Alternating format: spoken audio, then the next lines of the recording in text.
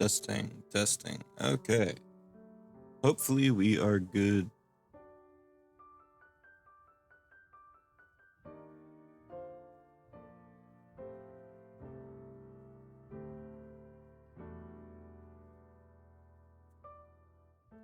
Okie dokie. So, here we are.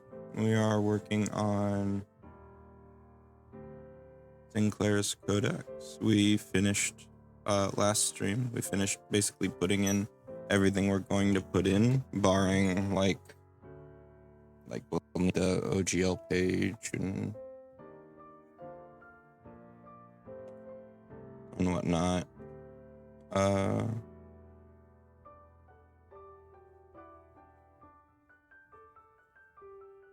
And like the credits page and stuff will need to be done. But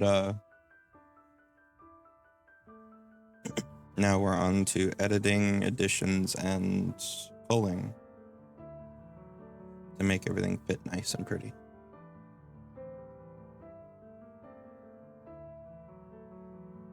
So to do that, we start from the top. Got our one civilian.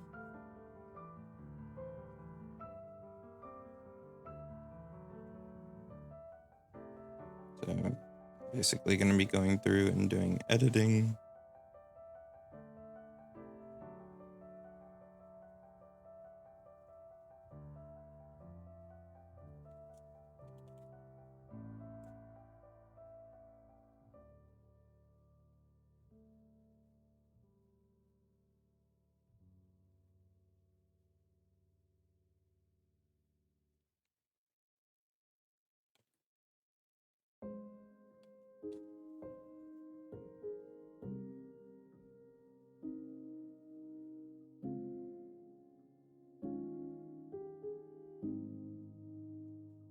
Okay.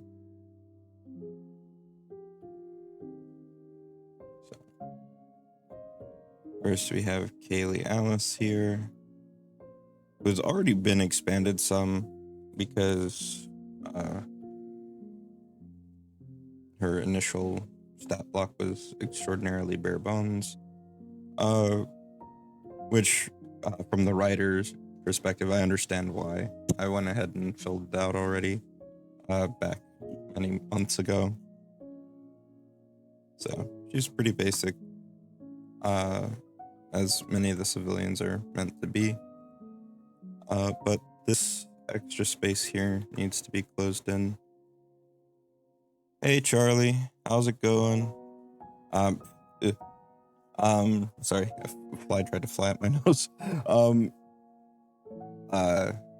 We are on to the editing and additions and cleanup stage. Hi Blue, or Sapphire. Sappy, that's right. You like going by Sappy, right? We are doing editing. We're working on the Codex package. Just a reminder, this is not the final Codex. This is a package of content that basically the long and short of it normally go by Blue. Okay. I'm thinking of somebody else that has a similar short name. My bad. And so basically the guidelines I was given is they need to have a stat block or the bulk of their stuff and artwork, and that's what's in this pack. There is still more content being worked on for the Codex, or that just doesn't have artwork to go with it, which so, and there's some artwork that doesn't have a stat block to go with it. And so what I'm doing here is I'm making things fit properly. So like here, we've got this whole half page we're missing that needs to be filled out. So I'm making additions. This probably needs to be something other than text held for now. Some of them are pretty close. Like they just need a little love, like here. Some need more, but that's basically what we're working on. And we start from the top. I'm going to start by turning this into a sidebar page, because that will save us on a little space. And my computer is being slow today, so I apologize. It does this sometimes, and I don't know why. Because some days it will work perfectly fine and not give me any trouble. And some days it's like this. It's Friday. Yeah, it's Friday. That's the reason why. Because it's ready for the weekend. But Monday and Tuesday is the weekend for us. Or I guess the Saturday or Sunday and Monday is the stream weekend. Monday and Tuesday is the work weekend. Usually. I only got one day off this week. Thanks for lurking, Tracy.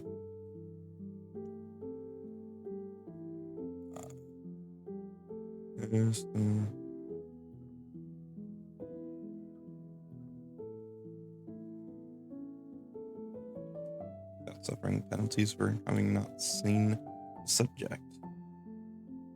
Alright, so these are story hooks. And I think we can move this above the stat block. I'll start moving things around here. Move her art down to the second page. Since we've got a full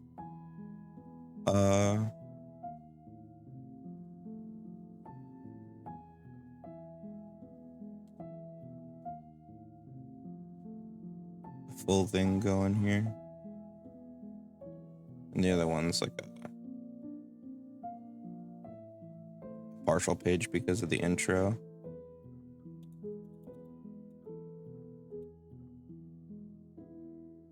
Paragraph.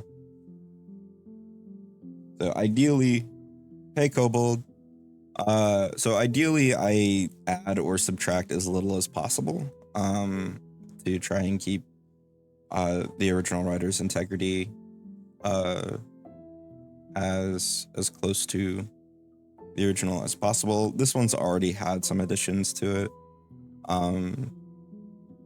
but most of them have not. I haven't messed with most of them.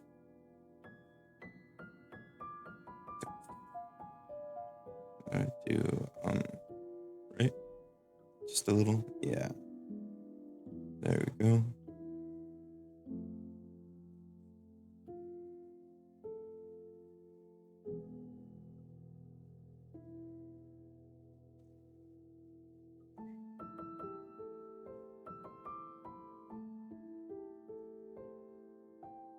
So that makes her fit. So all we have to worry about is a sidebar. And we can take this. Will-O-Wisp. After playing through AV, I never want to see another Will-O-Wisp. Where do you see a Will-O-Wisp? Oh, it's in the well. Yeah. Yeah, those are just suggested ways to have her included in the story.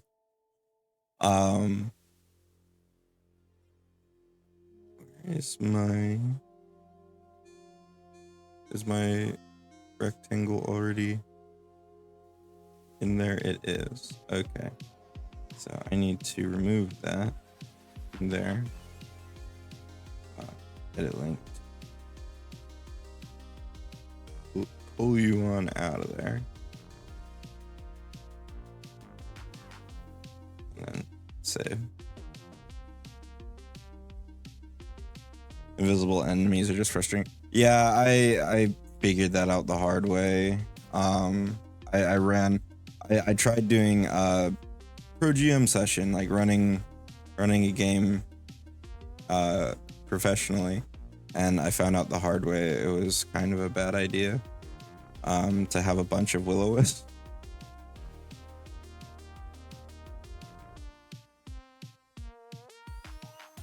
Like, I think they can be done well but they definitely shouldn't be like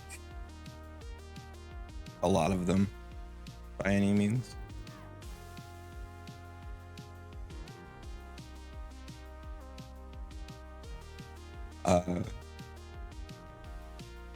Like, and part of it's because like invisibility is very strong, but you can foil invisibility pretty easily. Like, there's an item, just like it's powder, basically, that you can throw on invisible enemies and it makes them concealed for a round. And realistically, it's like so dirt cheap that you could literally just grab dirt and do the same thing. Do a will-o-the-wisp ancestry. It's been on the back burner. See, like, okay, one, yeah, I think you can basically ancestralize most things in the game, but I don't know about will-o-wisps. Like, will-o-wisps, they're weird aberrations that feed on people's fear. So they're one of the few things that feel like you probably shouldn't play them just because they are kind of one note. But that's just like they're so pretty. They're a flaming skull, basically. Well, like, I guess there's various artistic interpretations of them. Gosh, are they single?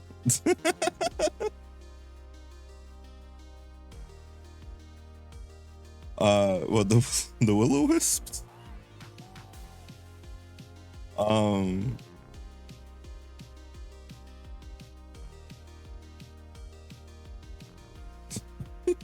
You want to date the will-o-wisp? Just, okay, so all we have to come up with for Kaylee is a sidebar, which is good.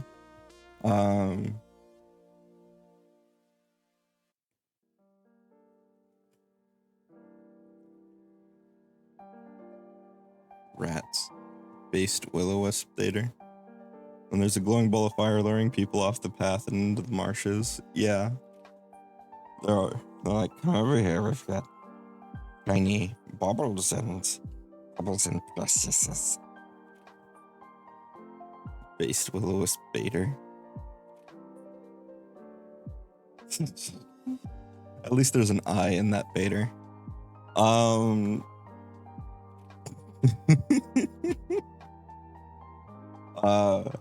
Yeah.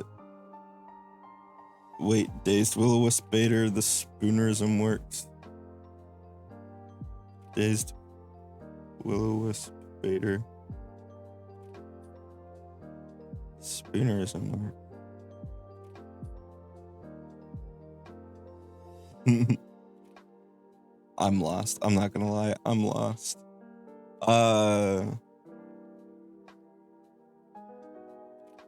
Brain. Work brain. Let's see. Base dater, dazed baiter. Oh, okay. Yeah. I gotcha. Usually when I think of spoonerisms, I don't think of them being separated that much. So I was looking like too close and just being an idiot. Ignore me. I need to read her 3 to know what to put on her sidebar.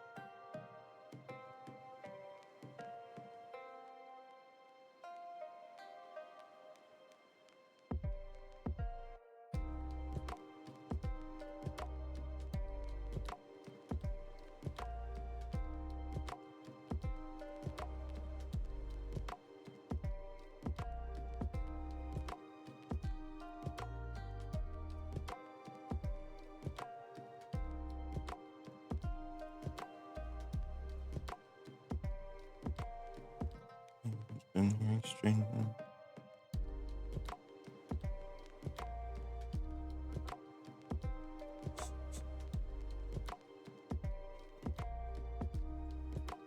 Tells about the noise.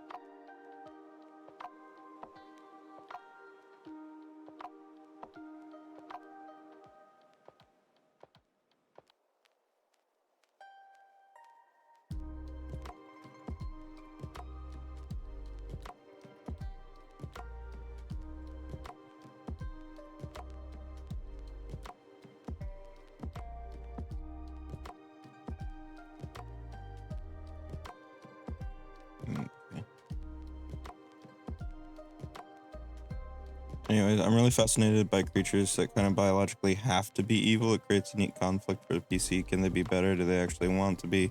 Or is it some sadistic trick? They aren't all skull motifed either. Could easily justify one looking more like your face or figure. That's fair. Like when something has to feed on fear or blood or humanoid meat or something, like they have to. It's an interesting balance to strike. You gotta eat them brains. Like, blood's the easy one, I think. Like, because you can have people that are willing participants. You make it more specific to where it's like blood of a sentient creature or somebody like with an intelligence of X or higher, sort of situation, where like animals cease to be an option, and it gets a little more complicated, but still pretty simple. But like they have to basically do it outside of the stigma of what they are, which is the hard part. So then it becomes a setting issue. It's like, do people know and accept this, or are they considered a monster still? Well, which is what will determine how easy or difficult it is. Like, if will-o-wisps have to eat fear, then, because I think that's what they do, right? They eat fear.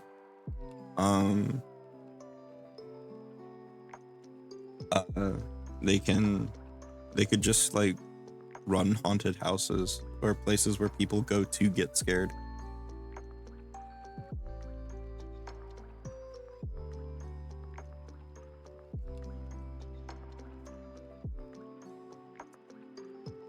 They ate emotions. Oh, okay. I misremembered.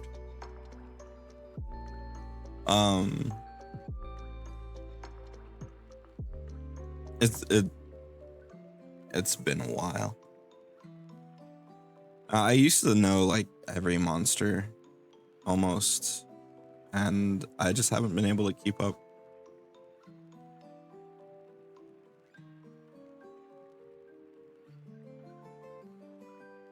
Fear, confusion, doubt, and misery. Yeah, negative emotions in general. Yeah, could be.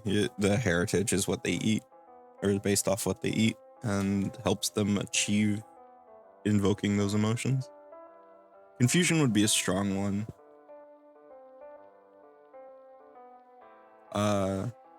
If you went straight for the like the debuff, but I think you could probably work up to the debuff and maybe start with deception, probably. Deception boosts. to just more colloquially confuse people.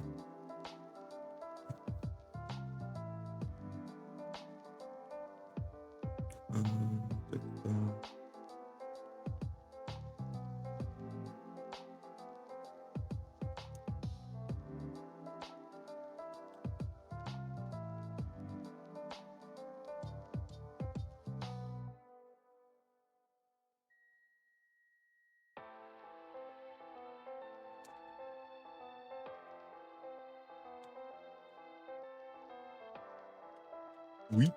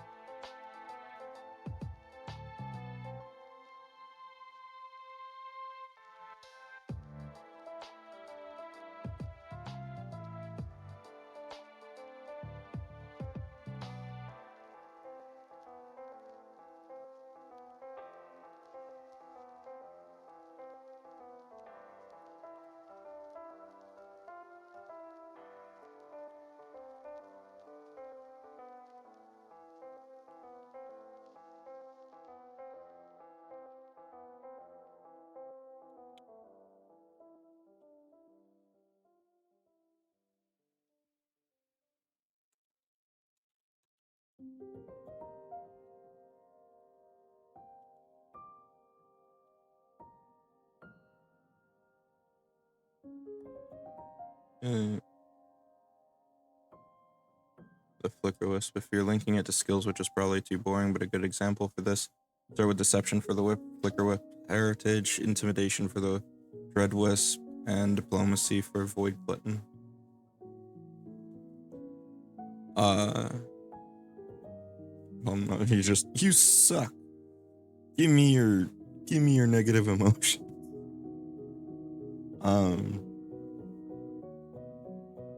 Like, I think tying in like skills with a unique boost, like trained in X skill, but here's a unique twist, isn't a bad way to go.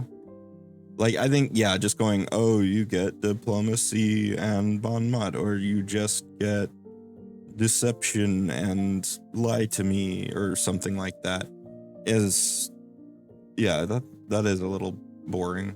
But swashbuckler heritage.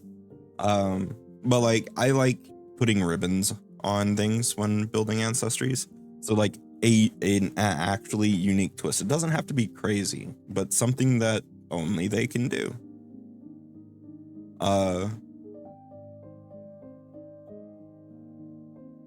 Partially key to the heritage. That sounds fun. Yeah.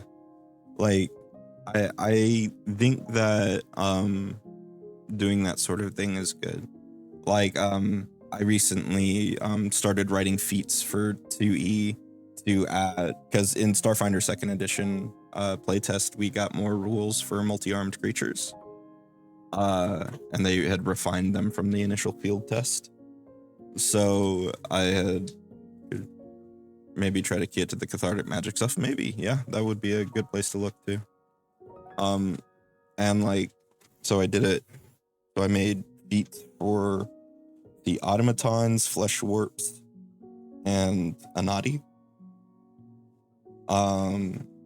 And I made sure that they're kind of wacky in the 3-action system. They're basically just having the ability to draw 2 items at a time, more or less. The more crazy stuff comes out later with feats that focus on them more.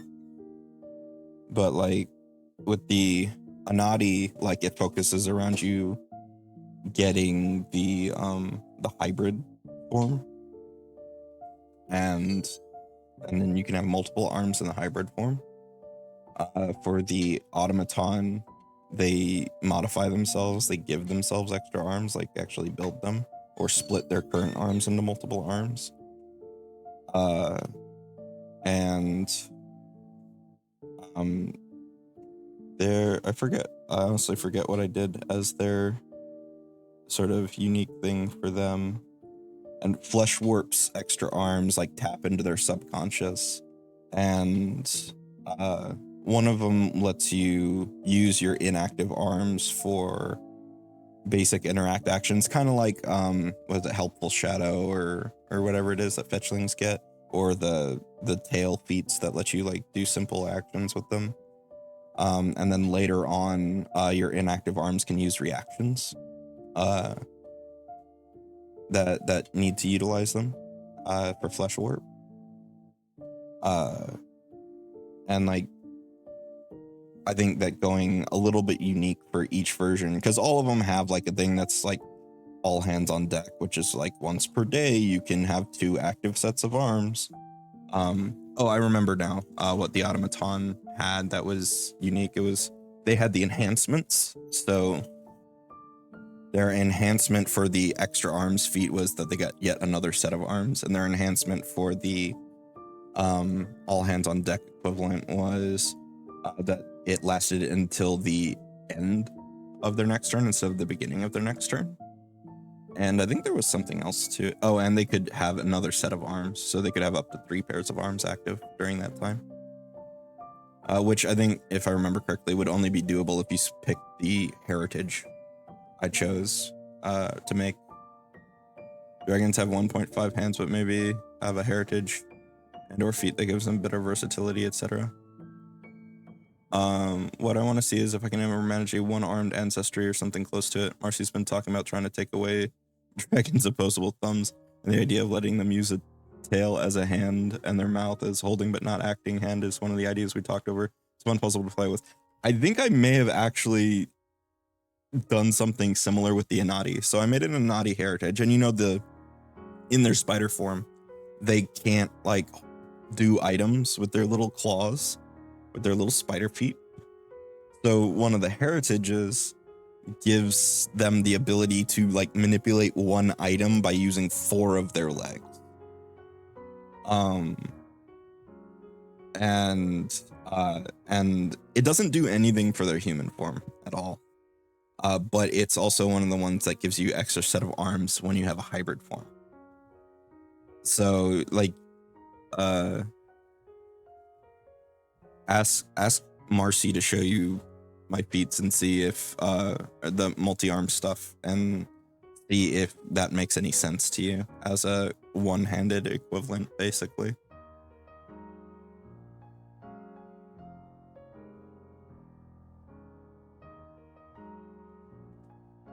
Tell Marcy I gave you permission.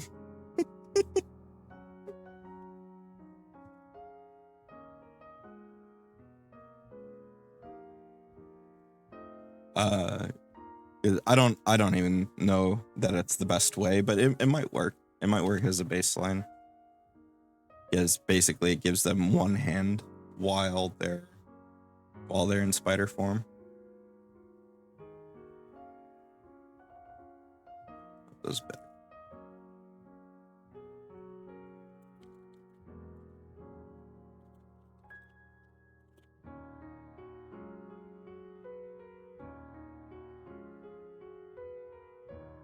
Cool.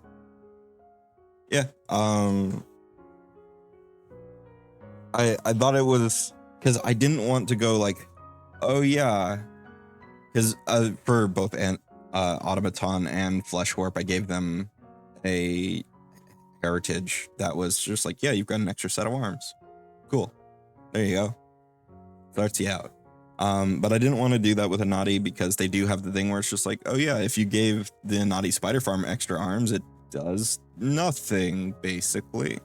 And giving their human form extra arms didn't seem appropriate. So basically I made it to where they can balance on 4 legs instead of needing to balance on 6 of them, and can sort of cobble together the effectiveness of a hand with 4 of their legs. And that could be extrapolated out. She'll do what she can to help husband. Any dangers she finds. Let's see. Crafting, diplomacy, performance. We're gonna give her stealth. With a +8.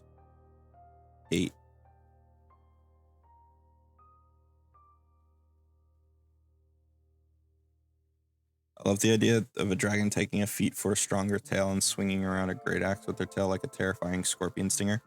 Yeah, like one of the things too is like while hand is a technical term, like it doesn't have to be a hand. Like you can give any limb the ability to be a hand. You just have to specify it. So like having a properly prehensile tail that can hold items is really cool. And like it could start out like, oh yeah, it counts as one hand. Or you can like have it later as like it counts as two hands, but can still only manipulate one item at once. So you can hold two-handed. Oh. Ads. Okay. Okay. I'd look again in a couple minutes.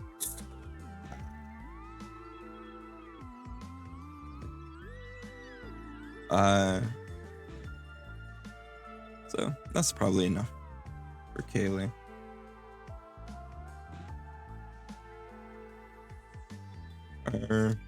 Do it.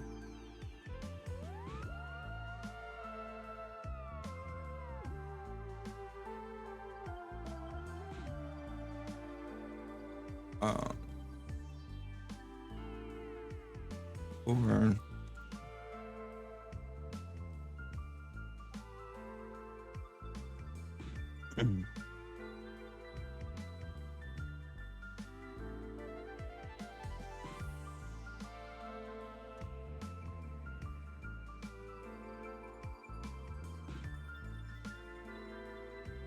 yeah, that's probably enough for Kaylee. Artisan. I spell artisan wrong.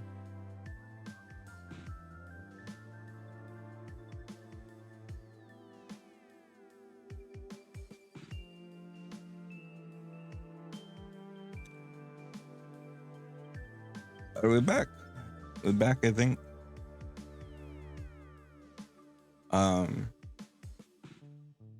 So I'll wait to see a dinosaur story. We're back. Yeah. Oh shit, I haven't seen that in so long. I used to watch that so much as a kid. I don't know, VHS.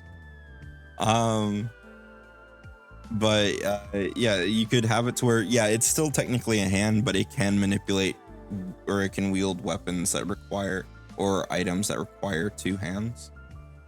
I think I actually did something like that for the Inati for like that heritage as well, where they can do something like that. Although I didn't think I specified like that they could only do the one. I can't remember off the top of my head. But yeah, like you could have it to where your tail can now be counted as two hands for the sake of wielding two-handed weapons and stuff like that. Where it still can only really hold one thing, but it can hold heavier things, basically, and manipulate them properly. And like, depending on how particular you want to get, you could be restrictive, like, oh yeah, like you can't fire a bow with it, but like you can wield a spear with it or an axe. So like, it depends on how much specificity versus sense, or like versus simplicity, specificity versus simplicity you wanna do with it.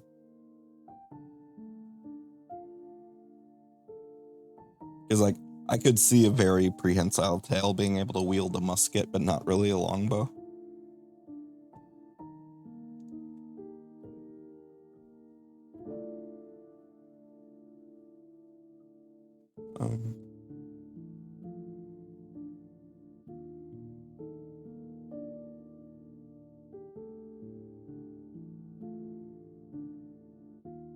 Okay, layout questions. A4 or letter? I forget for Sinclair's, honestly. I prefer A4, personally. That's me. But I think it's letter for us, or for Sinclair's. Where's the button? Document setup. It's on custom, but that's because of the printing. Hold on.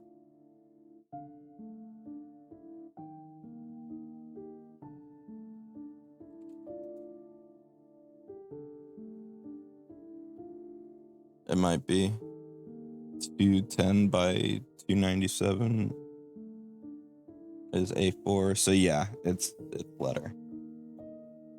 That has to do with printing, but like as far as digital products go, I personally prefer A4. I just like it better. I think it looks nicer. It's also what I started on, so I have that basic bias of just it's what's familiar as well. We need largest side turned on, thank you. Going to have to learn Scribus. Like, Scribus, as far as it goes, is probably the best one that's free. I'll give you that. Yeah, millimeters, I learned to love millimeters working in Blender, or the metric system in general. Free and Ubuntu compatible. Yeah, that is bonus too. I use Windows, which some days frustrates me, but Linux has always just been a little much for me to get into and doesn't do all the things I want it to do, so there's that. But I don't think it's bad. It's just not for me.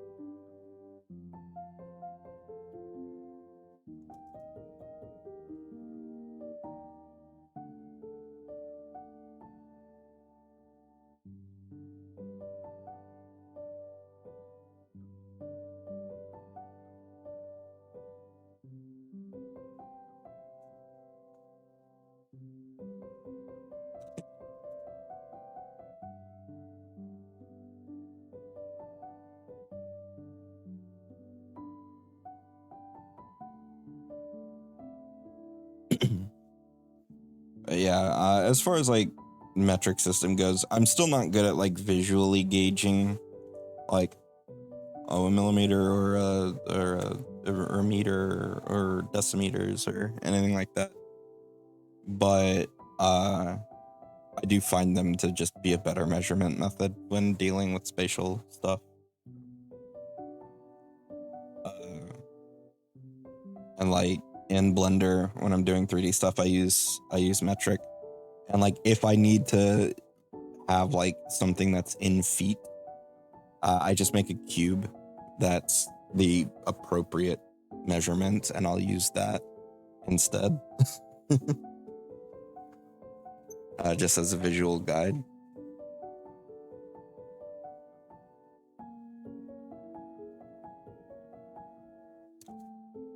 No, it's a little nicer.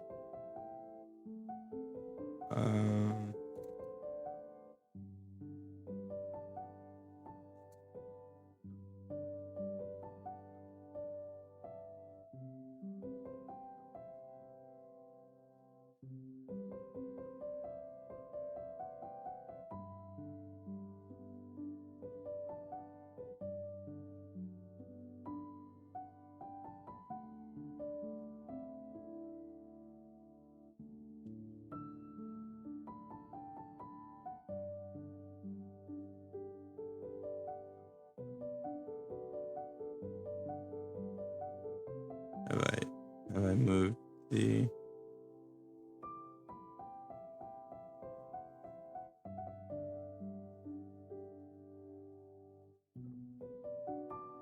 move the or I made the rectangle bigger somehow. There we go.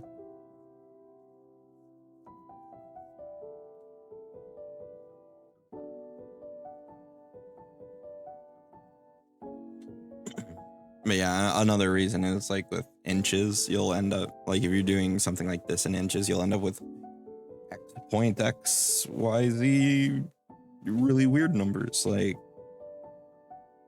a lot, and millimeters just more specific.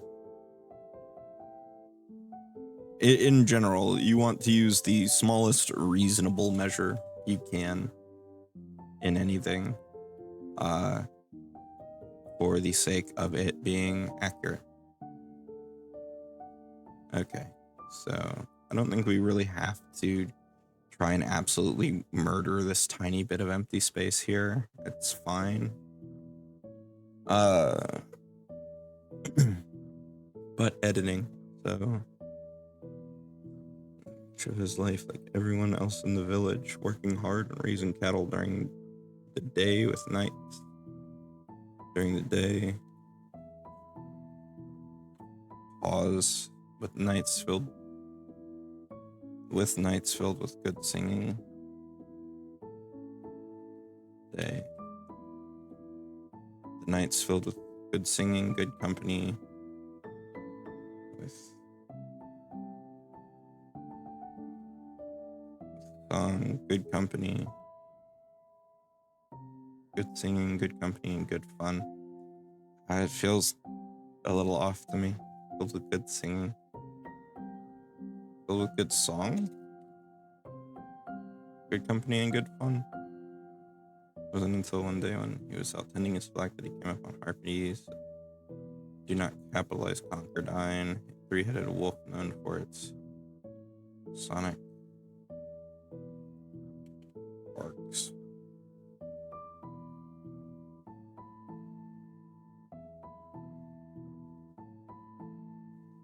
Goblin drove the avian creatures. Wait, are harpies technically avian? They're at least partially mammal. Avian creatures away and rescued the young pup.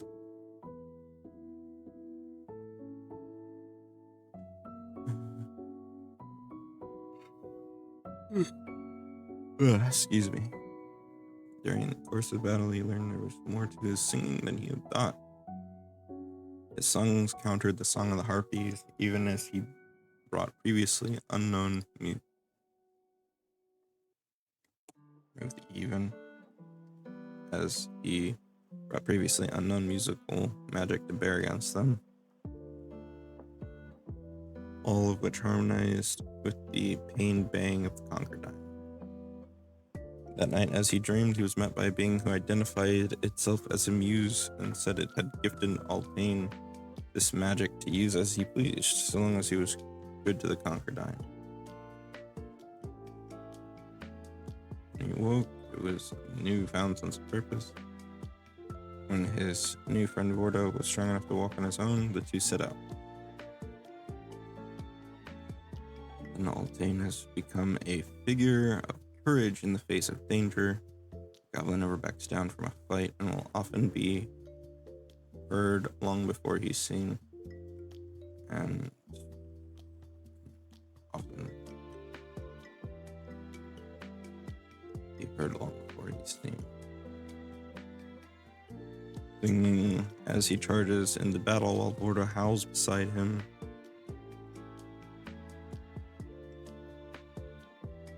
Often the sounds as they are.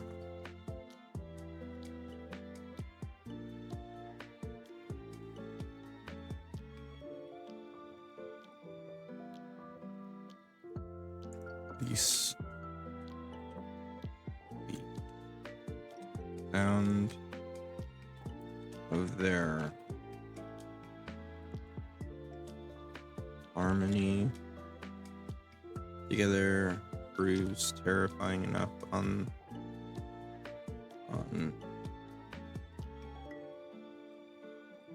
its own to drive some enemies away. even if battle is meant to make for a fearsome combination. Sonic Onslaught continues as Altain strikes with his sickles and Forda bites. Sickles. Forda.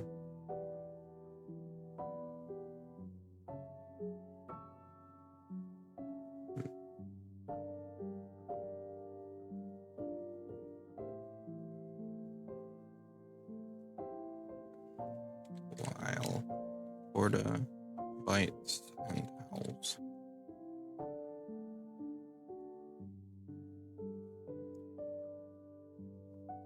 Outside the field of battle, Altain has a reputation for being happy and pleasant.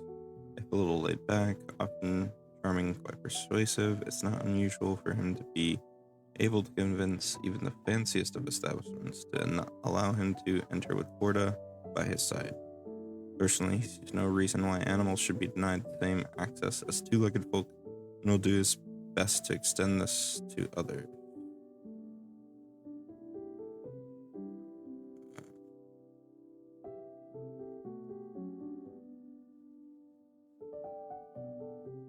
I think that's kind of unclear as to what it means.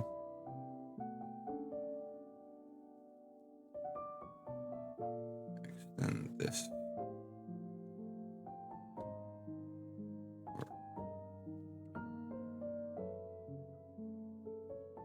This.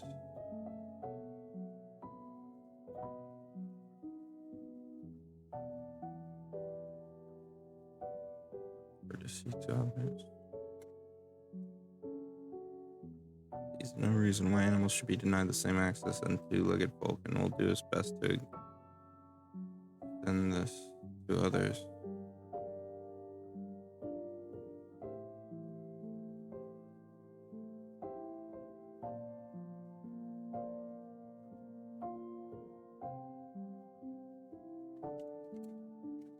To convince others of this.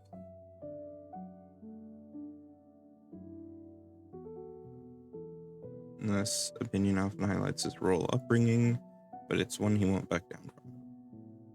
What has Altain in demand more than anything else is his mastery of rearing and taming Concordine, as exemplified by his bond with Forda, a skill that lost by many. As soon as this was discovered, he suddenly found himself receiving invites from those who want to use the unusual beasts in combat, or simply want a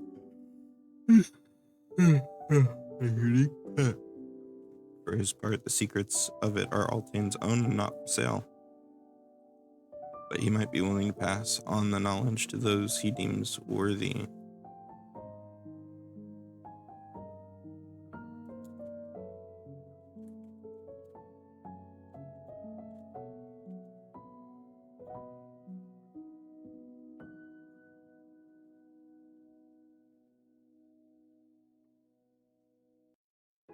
Altain is a heroic figure who, despite his small stature, is never short on courage and power. Often riding into battle astride Vorda, small, medium, yes, fine. It's not unusual for him to rush headlong in to help others. As such, he makes for a good NPC ally early in a campaign, should the party need rescuing.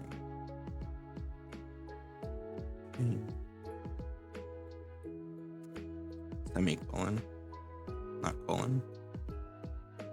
Should the party need rescuing, Altain can spring from almost nowhere and boost the efforts of the heroes with his bardic ability.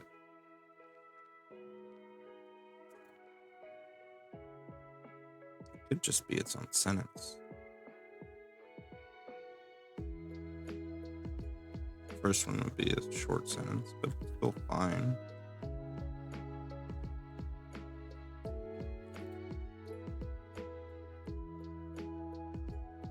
Likewise, as courageous as he may be, Altain knows when he's outmatched and is already ready to make new friends to help him fight evil when the need arises. Thus, he can serve as a source of quests early in a campaign, recruiting the heroes with the promise of reward and adventure. By contrast, His courage and naivete can get the better of him, and it would not be unbelievable for the bard to need rescuing himself. Additionally, Altane is one of the few who know how to tame and train concordines. If players are seeking one of these exotic creatures as a companion, Goblin would be an obvious ally to seek out. The secrets of training the canines is well guarded. And he will not divulge them easily.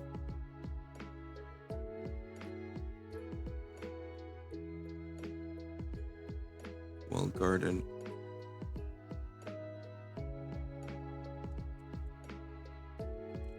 He will not divulge them easily, however. Likely he will ask for favor or service in return for his assistance.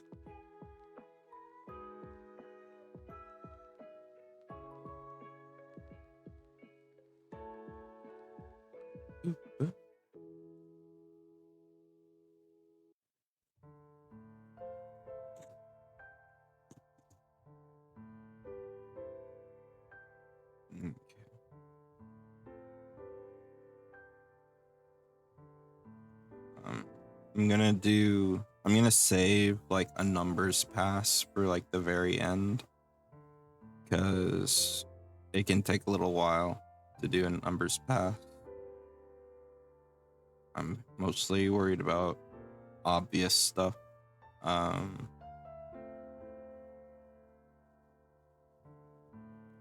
But like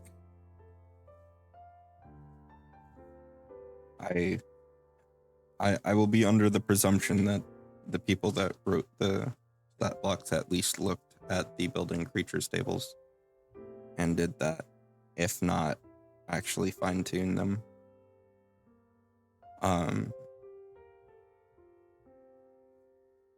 So like the ultra fine mechanical tuning and editing will come later.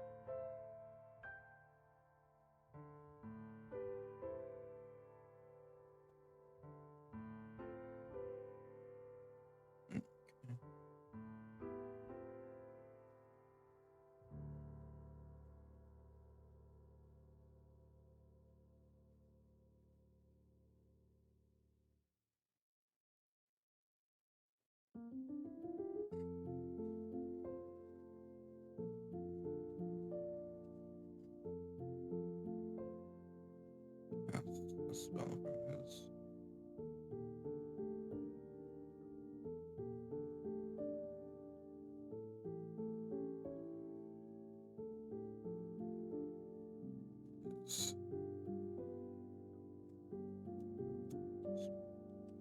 Yes.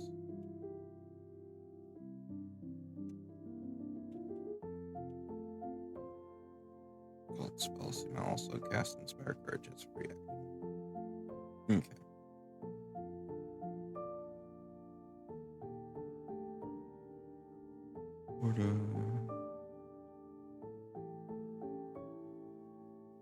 Immune to sonic damage.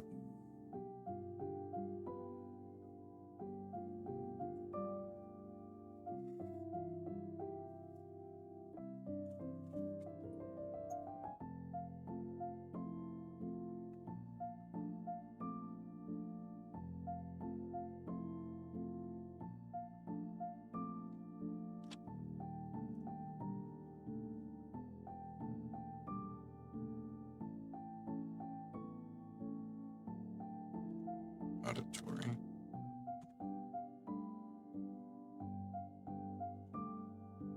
Audio.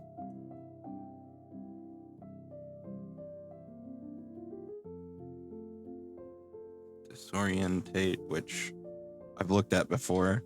It's a correct spelling. It's just like not really used in American English much.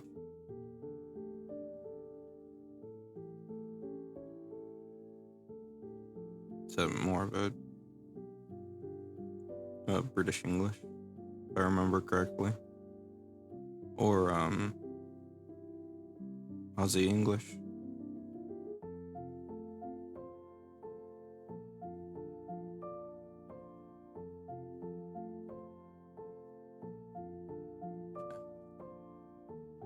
Yep.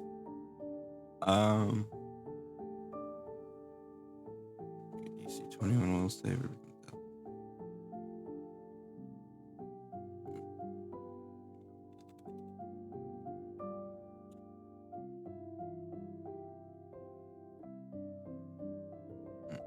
Art.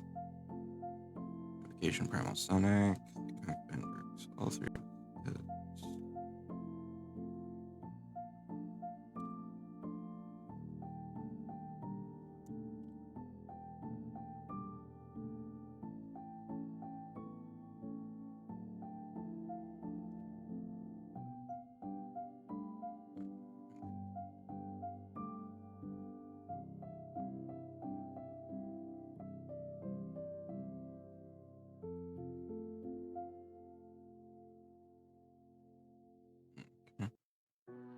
Up to 3 strikes. Different draws, each against different target. That counts severally.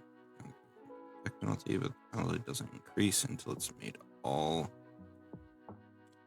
Oh. Yeah.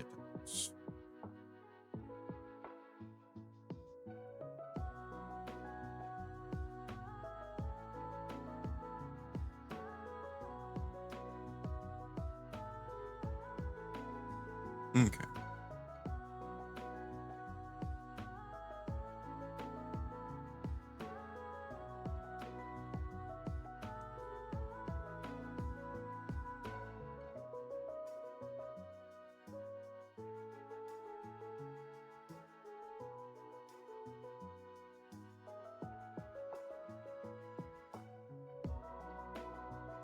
Pretty sure Azamar is the pluralized version of Azamar.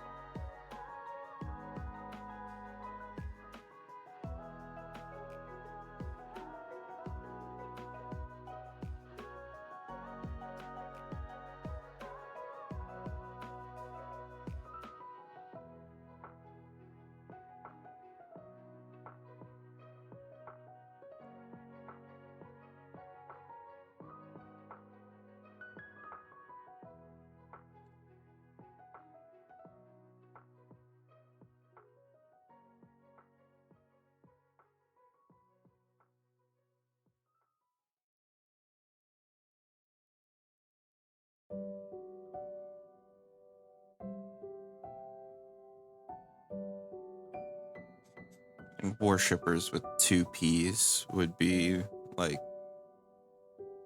wanting their gods to bang or something. They will go down with that ship.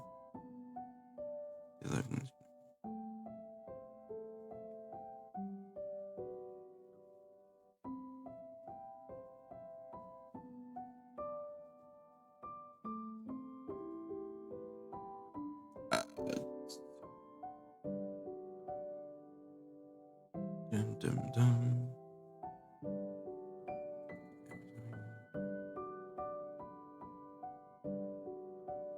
She wants to be anything but a facade.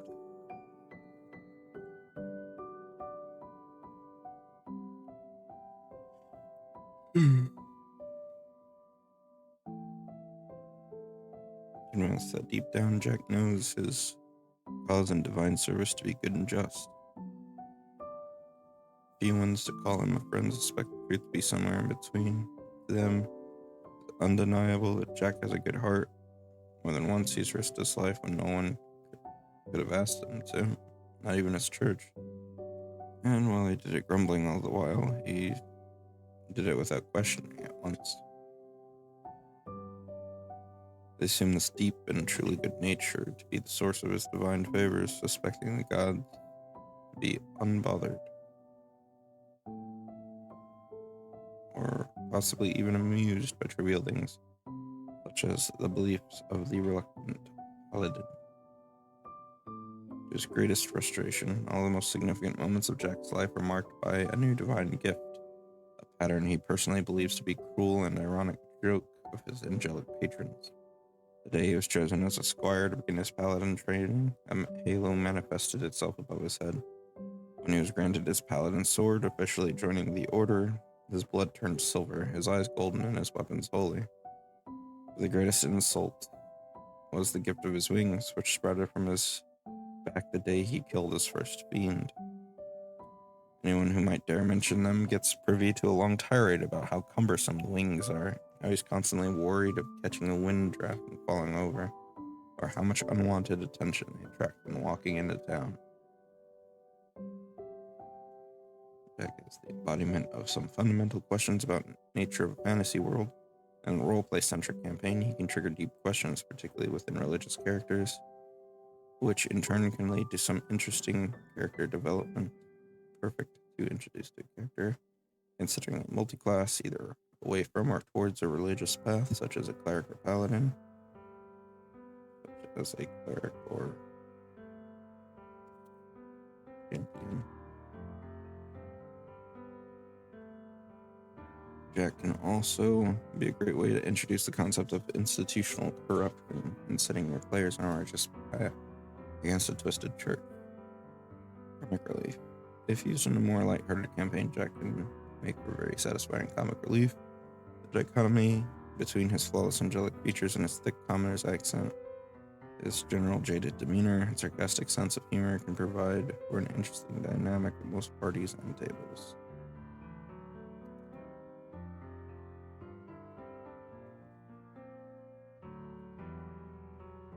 And to use Jack. Despite his unusual beliefs and personality, Jack is a standard paladin. Plus champion for all intents and purposes, and can be used in almost any situation that would call for one. From quest giver to support character, or even antagonist if needed, you can take almost any religious or martial figure from a story and replace it with Jack the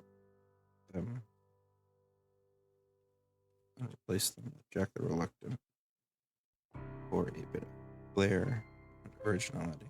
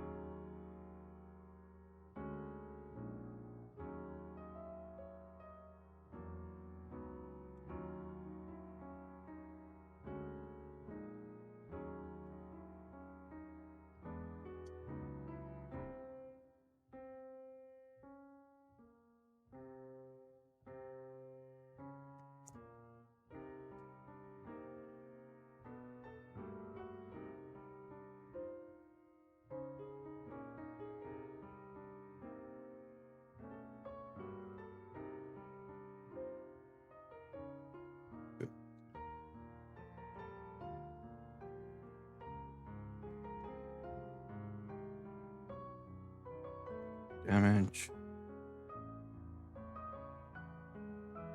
Strike damage that. Additional benefits.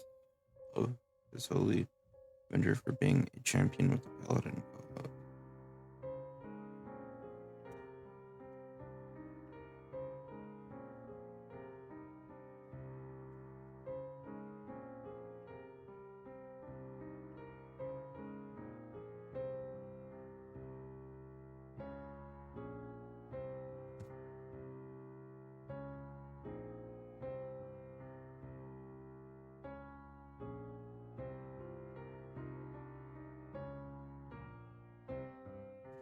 Alignment.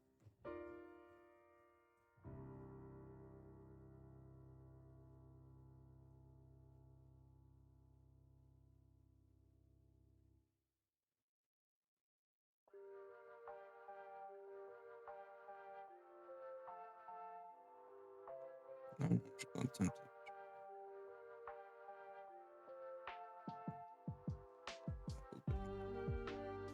Okay.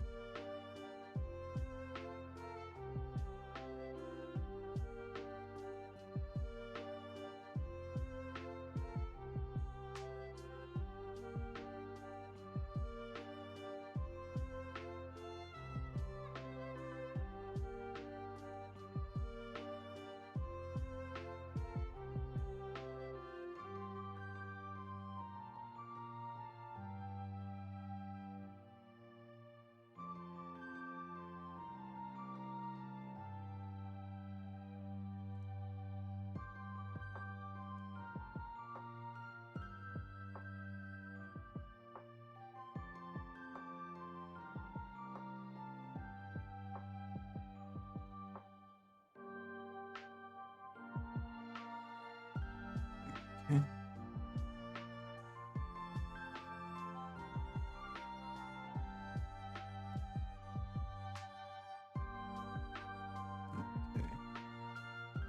All right. So now a sidebar for Jack.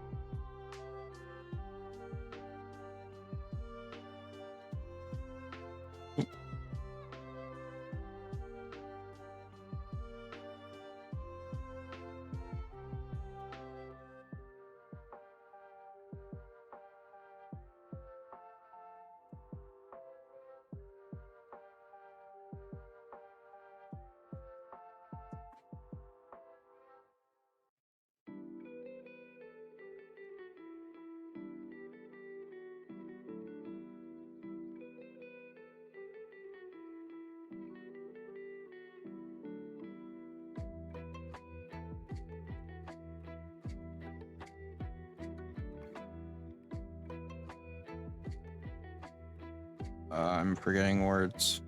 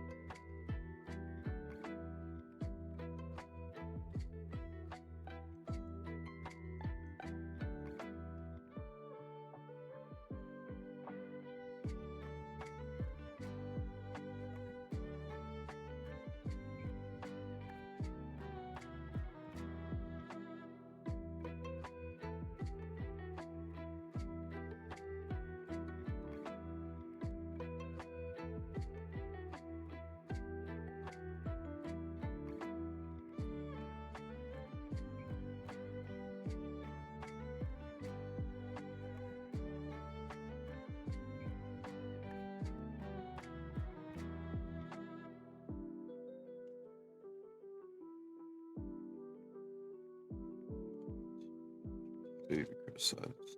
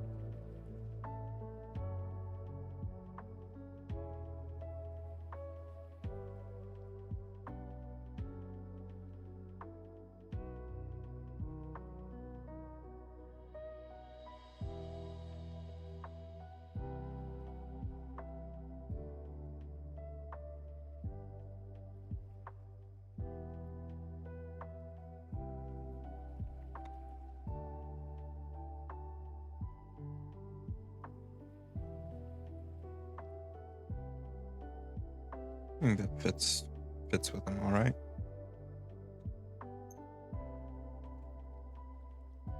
He's a good guy. He's just a bit of a shit.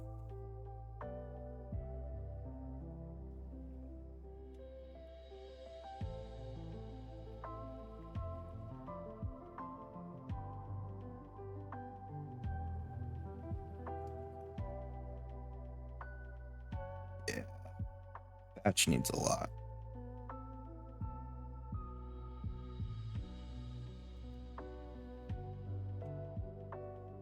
We're gonna go ahead and kill the or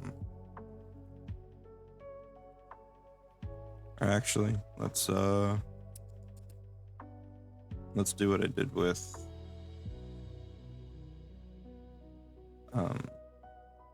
what's her name?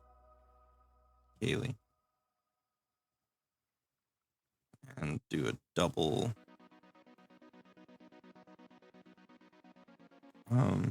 sidebar. See how our fit is then. Uh-oh.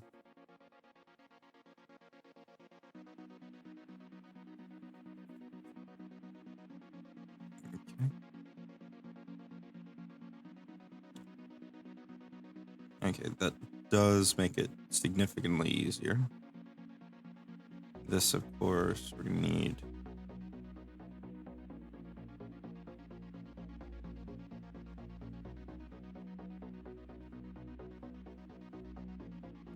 ourselves a rectangle.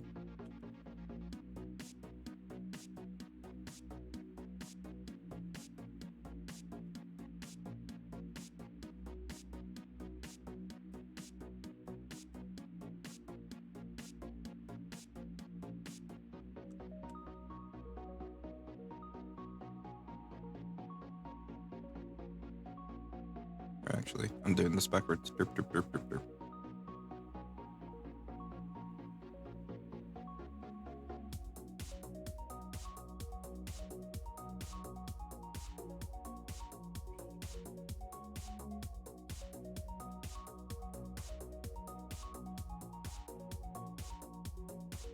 There we go.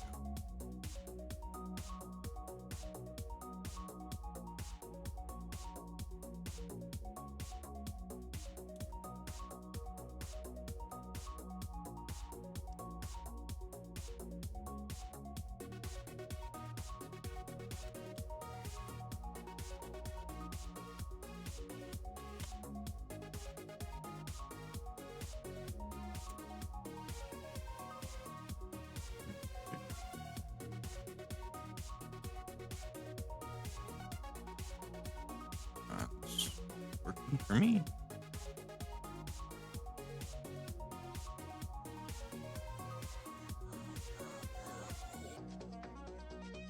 So now we mostly just have to come up with a couple sidebars for, which is easier than a quarter page and a half page and a sidebar.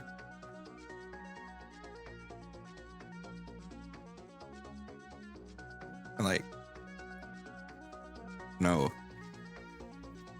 Artemis isn't the biggest on sidebars. He thinks that they're distracting, but I think they can add important side information as well as be important for things like this, where like your spacing is really off and you don't want to over adulterate somebody's work.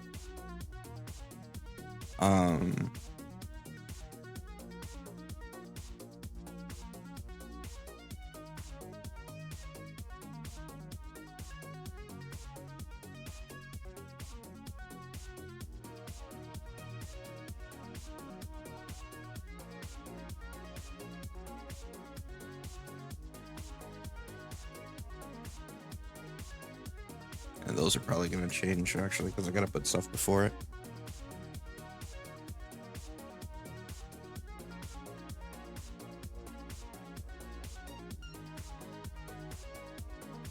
And let's go over his main text so we can get a vibe. Abandoned as a baby on the doorstep of a farm, Joseph Thatch was raised in a loving family of human farmers, either through divine intervention or luck of the draw. Though Joseph would definitely claim the former, the family welcomed the young Strix, raised him, and cared for him. Either by divine intervention or the hard luck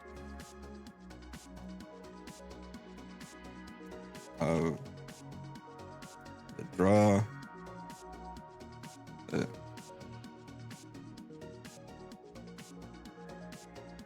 Joseph would definitely claim the former. The family welcomed the young Strix, raised him, and cared for him. Despite being a presumed orphan, Joseph had a happy childhood. His fondest memories are of the bedside stories that his dad would recite, specifically one about Vivet of the First Wood, the Liberator, a legendary elf from a faraway land who passed through their village decades ago, freeing the region from a tyrannical lord. All his life, Joseph dreamt of those stories, and by the time he was a teenager, he knew what the future had in store for him. He was going to become a warrior, a great one, worthy of fighting alongside Vivet.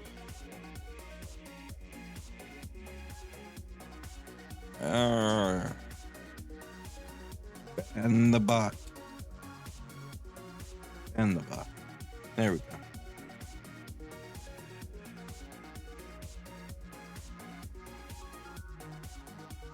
Leaving the farm at the age of 16, he sought military training and enrolled as a recruit at the capital as a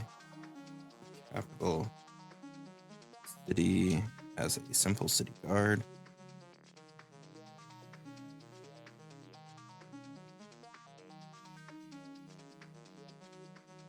Simple city guard. Simple.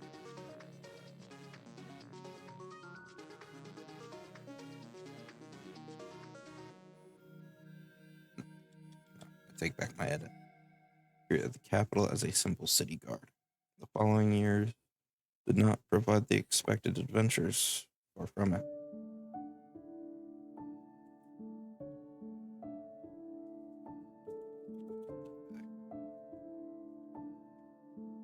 The average city guard in the capital of a peaceful country does not see much action, if any.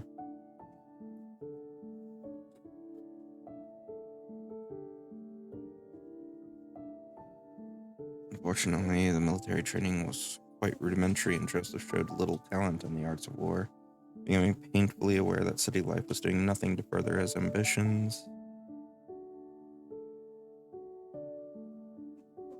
I lost my spot. It's right there. Joseph joined the Scouts division of the army, thinking that if he wasn't going to see any action, he might as well see new lands. For a few years, he wandered the country with a squadron from village to village, helping out in any way he could. Their official assignment was simply to secure the area, kill the occasional wild beast causing a ruckus, and clear the roads of fallen trees. Still pursuing his dream, Joseph was always doing the extra little things.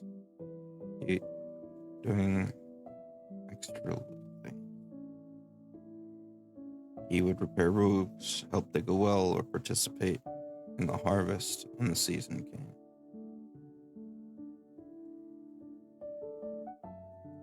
Extra little things for the locals.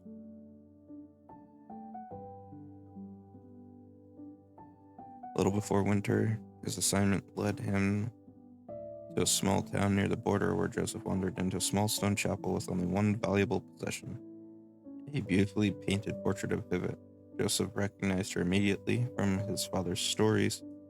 It was a speechless, admiring Strix that Gostog, the priest, found in his chapel, claiming to have once fought alongside Vivet, the old dwarf. One second.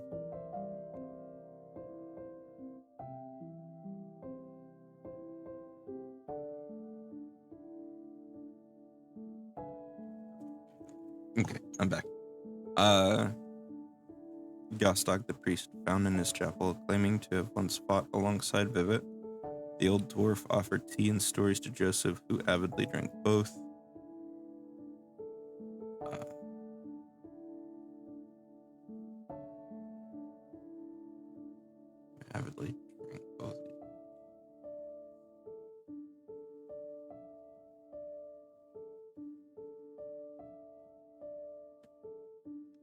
Supped of both. When Joseph's squadron left the village soon after, he did not follow.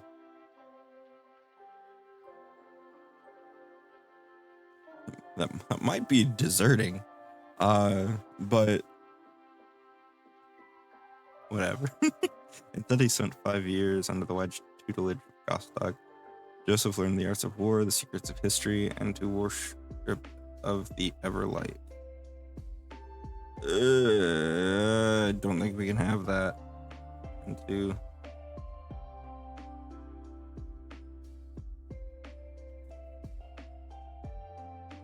that's one of the few things we can't do.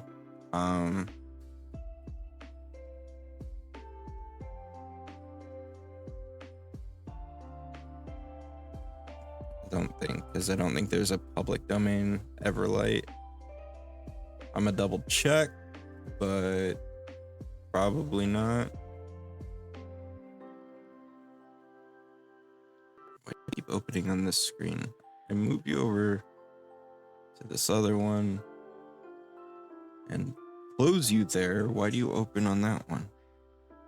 That is not the main screen.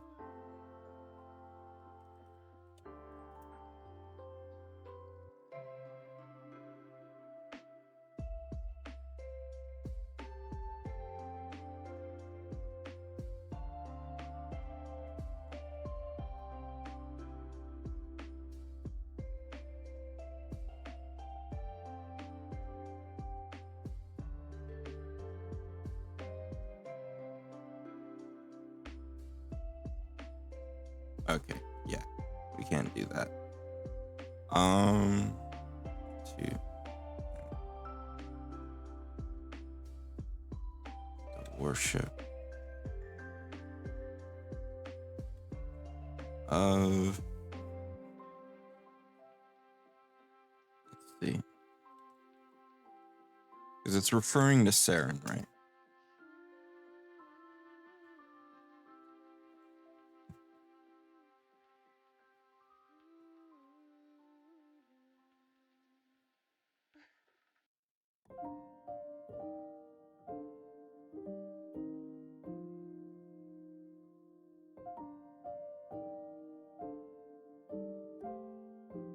Like, there are some titles that could be considered too general. I think, like the healing light. But the Everlight's a little too close, I think.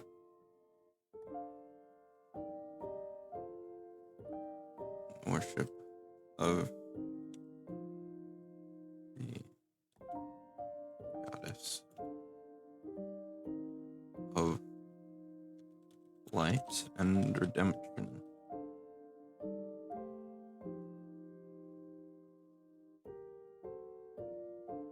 With his priestly training completed, Joseph took the road in search of adventure, an adventure he found. For the last decade, Joseph has been running from one peril to another, leaving peace and wisdom wherever he goes. His kind nature, strong desire to help others has built a beautiful reputation that, unbeknownst to him, has reached the ears of his aspirational figure.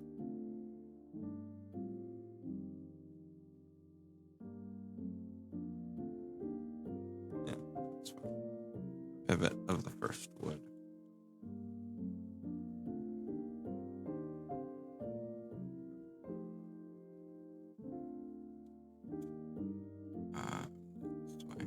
Do cascade. Yep. Sometimes. So here's a formatting thing. It's like sometimes, because this is bad. You don't want one word hanging off the end. If you can avoid it. Sometimes, every once in a while, you just gotta live with it. Usually in a stat block somewhere. But most of the time, you don't want that. So you shift enter and you can do that. But sometimes you can go way up, find a small word like the, and do it, and it'll cascade down and give you way more. And the way I tend to do these, especially when it's a longer paragraph, is like I'll start at the top, find a small word, and go down, and it might not change anything, really, but then you find the next small word, and you keep doing it until you achieve the desired effect. And this is actually kind of ideal for this paragraph in my opinion. So like because we have a comma at the end, so when your eyes move, you have that natural pause to the next part, which is good in terms of reader experience. At least personally, like I prefer that. And I think it's nicer that her entire name is self-contained to this line. In recent years, Joseph's adventures have taken a new direction, investigating a mysterious corruption. The priest has been on the trail of a mysterious hooded figure, trying to uncover what nefarious plans they might be concocting. Going from one corrupted land to another, the world has grown darker and grimmer. Oh no. It's getting grim dark. As sunny country roads give way to darkened forests, Joseph knew his fairy tale was over. For the first time, the teachings of his goddess weren't theoretical anymore. Joseph now understands what doing the right thing truly means. This newfound mission is not about reputation or being a good Samaritan.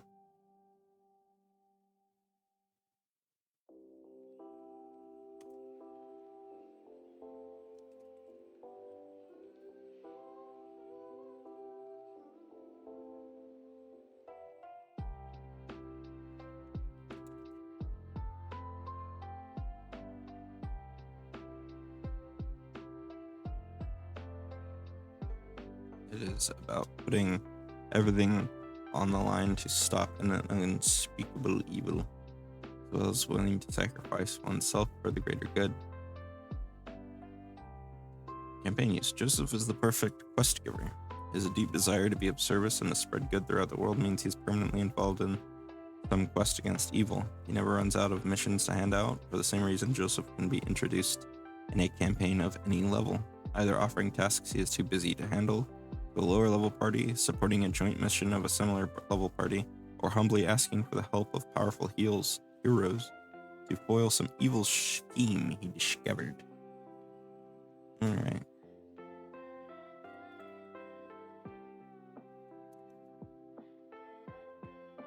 So this is a, now that the ads are over, this is actually a good example of what I meant. So here we've got discovered hanging there where it's unpleasant to look at. And then two didn't do much. But what 2 is going to do here is it's going to help make up for the fact that we're taking another word out of this line in terms of spacing. So we're going to take out in, and in cascades a little bit more down. So we got 1 extra word. It already looks nicer. We can keep going. We can take 4 here. And then we might not want to take level or party because they're bigger words. So we can take this 4. And that one works out pretty well. And the spacing stays relatively even. And it looks a little bit nicer.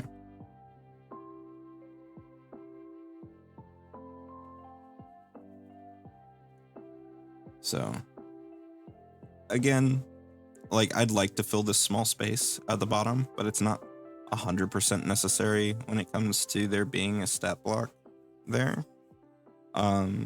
It is something I'd like to maybe expand the campaign use paragraph for. Let's see, how many lines? 4, 5. Need to get it down there. Okay, not too bad.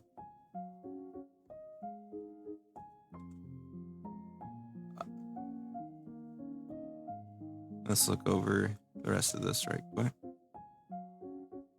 This is is Morningstar 1 word or 2? I think it's 2. Nope, it is 1 word. Morningstar is 1 word. All right. So made that italic because of the magical item.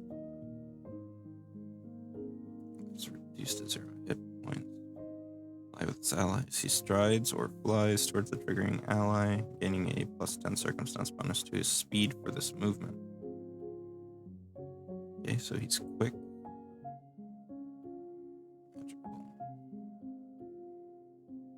OP. Damage.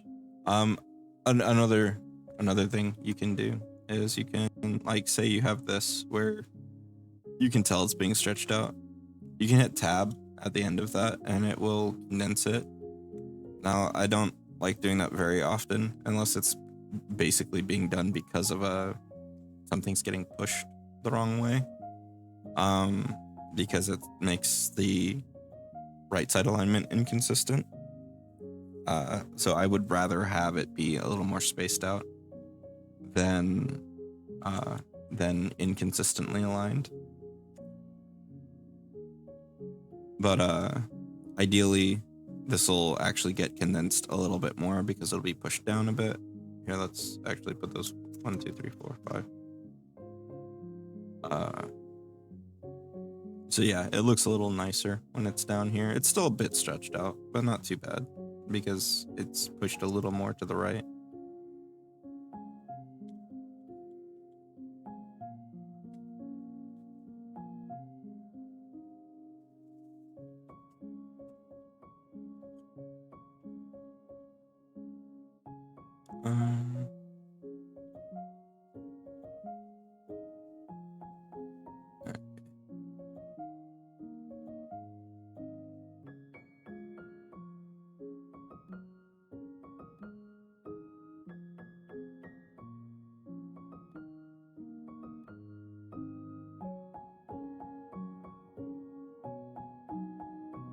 Okay, so he's got that. Make sure all these are italics. I think they are.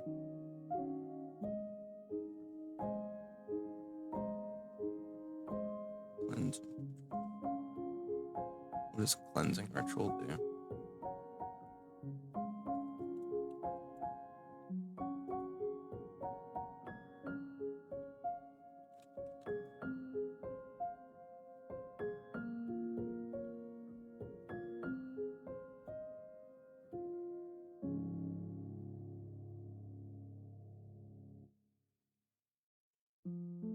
is cleansing ritual? I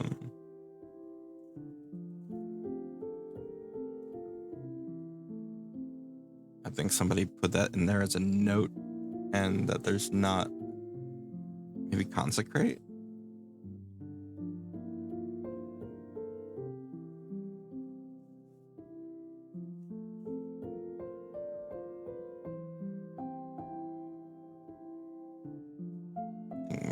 Maybe it's supposed to be consecrate. What level is he? 9. So the highest he can do is what, plus the 3?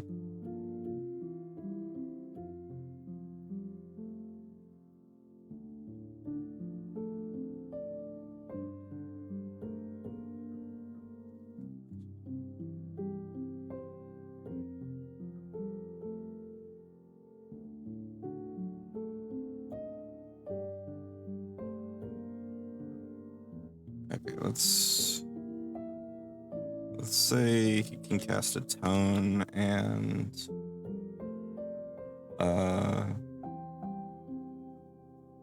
consecrate. Let's say that,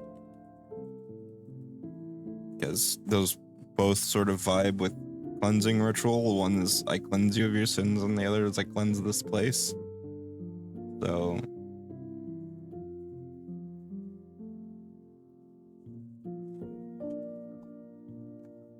he's unique. He can have a tone. He'd have to be higher level than anyone he's atoning, so.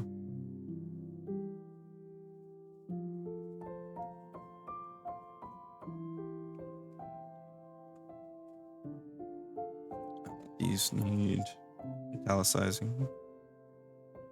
You start additional 5d8 positive damage.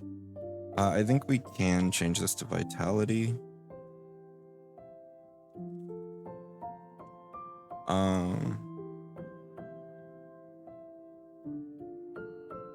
I think because that change was in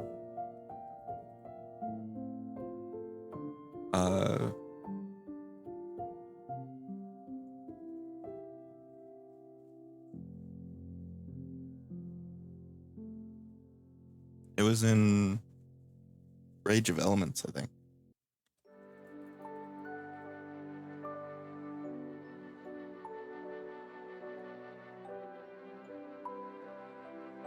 Let's see, traits. Traits was not in there. I will just leave it as positive and keep things simple. I know there's some crossover because of Rage of Elements. I can't remember them all off the top of my head. I know it has to be vitality because the wood kineticist has vitality damage, not positive damage on wood.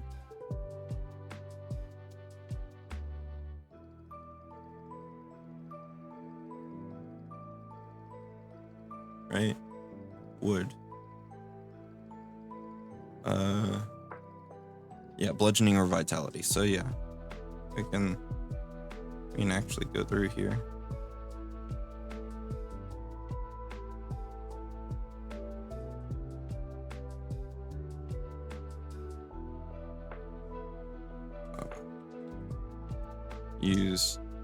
We can be tricky with Archives of Nethys, so we can search for void and then limit our things to legacy.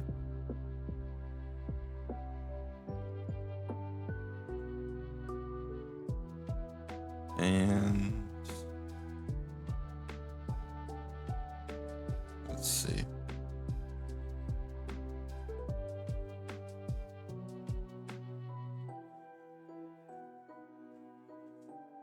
Actually, because there are a lot of things that use the word void, let's do sources and restrict it to Rage of Elements.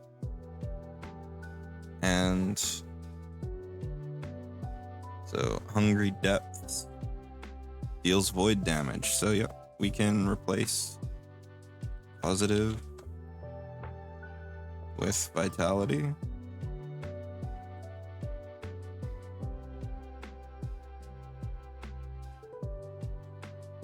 Replace.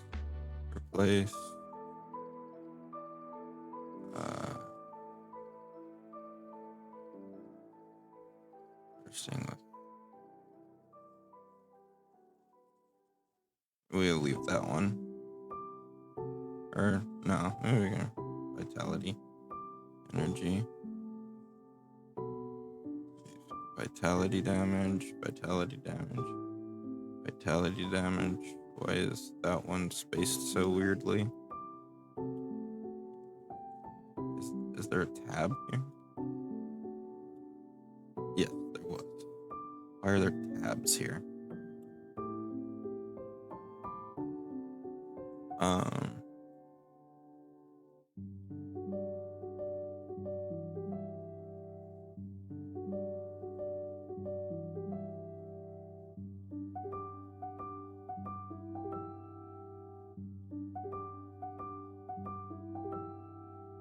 Vitality.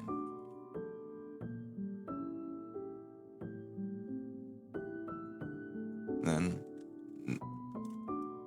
negative can be replaced by void, because that is negative. Then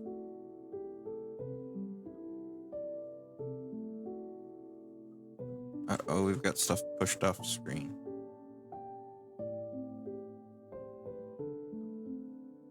This is Nyx needed to be cold as well.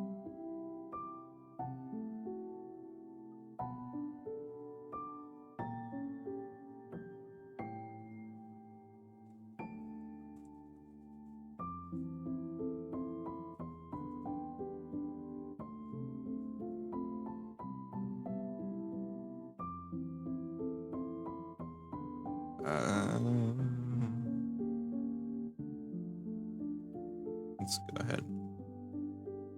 Let's take that right quick. How much more is there? There's 2 more lines.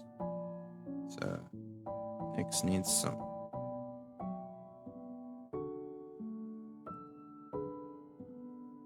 Damage to be negative damage.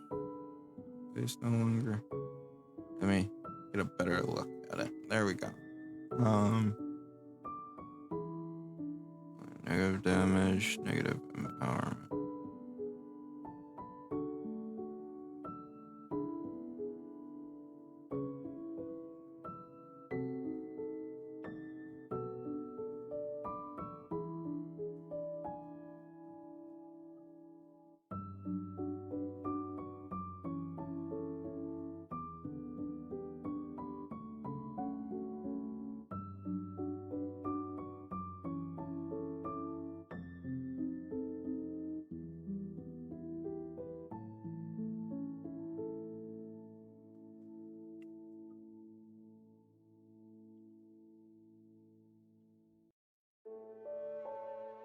Okay.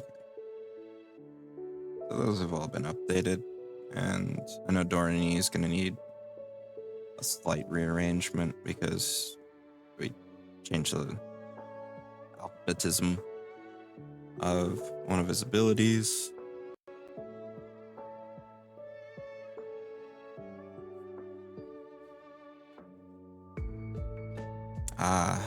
The lag. Huzzah. There we go. Okay. And like you might notice, we've included the MAP basically, which is a thing that's done on Archives of Nethys. We initially weren't doing it, and then we decided to do it. So it's there. Just makes reading the stat block a little bit faster. That's all.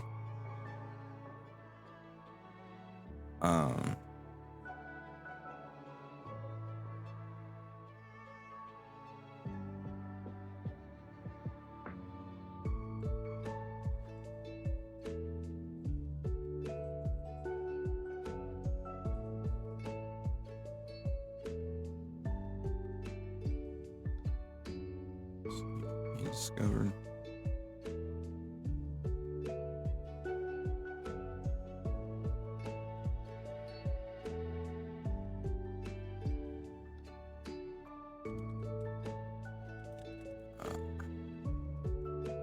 Joseph can also be used in tandem pivot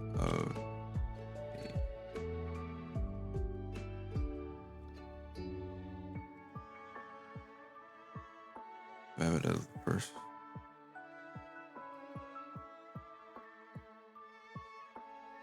Bane as a means of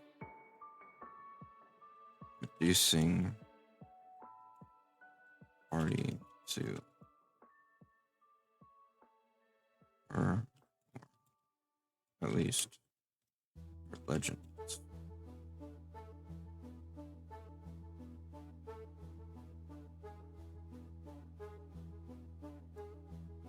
Seeking to join forces and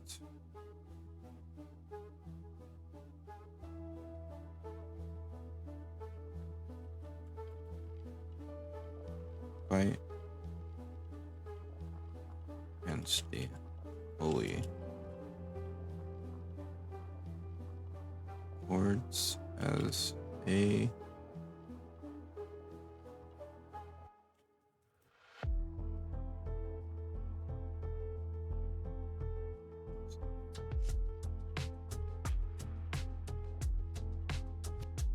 hordes manner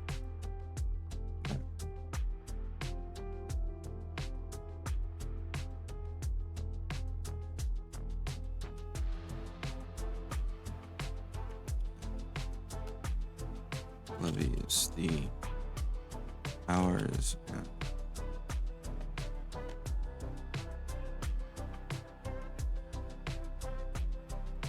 specialities.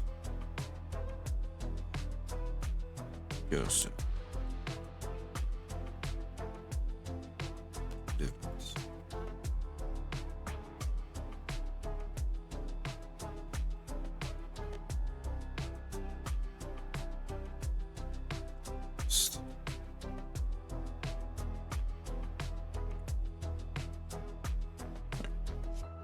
Now we just have to come up with a couple sidebars for him.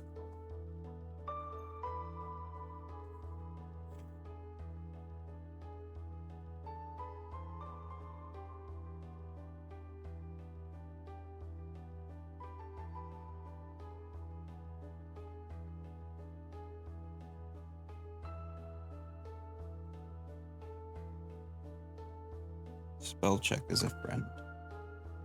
Most of the time. Sometimes it's stupid, like right here, thinking that Samaritan has to be capitalized. I don't think that's the case.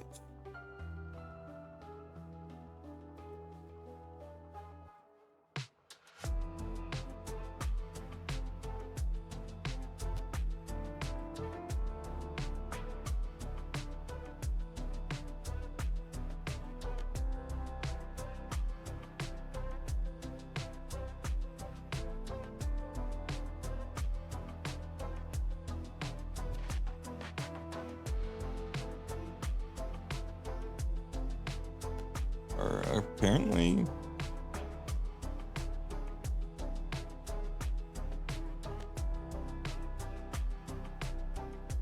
okay, never mind. Samaritan is a proper noun.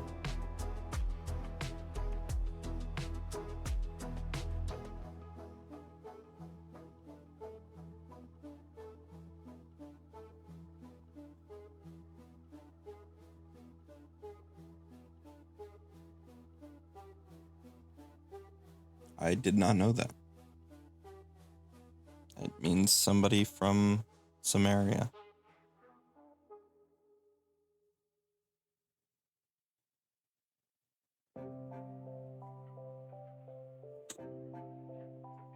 Today I learned.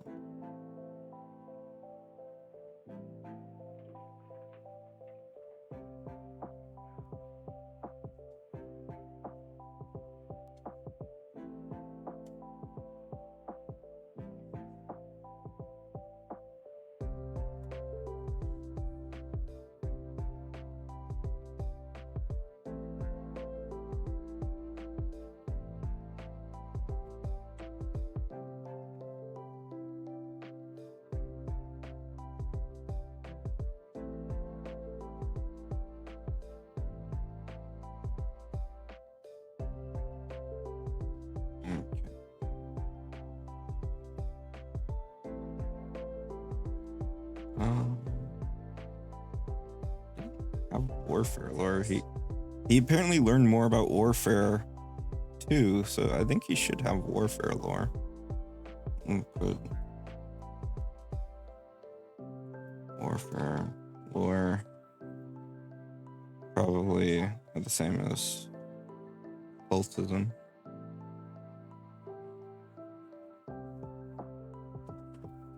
Also, fun fact about Strix. They can't move their eyes. Like they can't look around with their eyes. They have to move their head to look around because they're based on owls. And owls similarly cannot look around with their eyes. They have to look around with their heads. Just part of the reason they can move their heads around so much.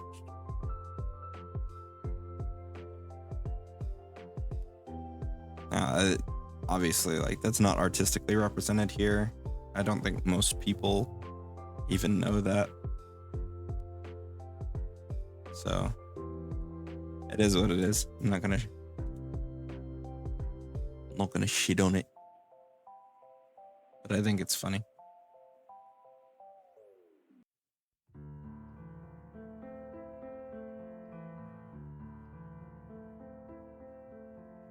What was our starting page 4?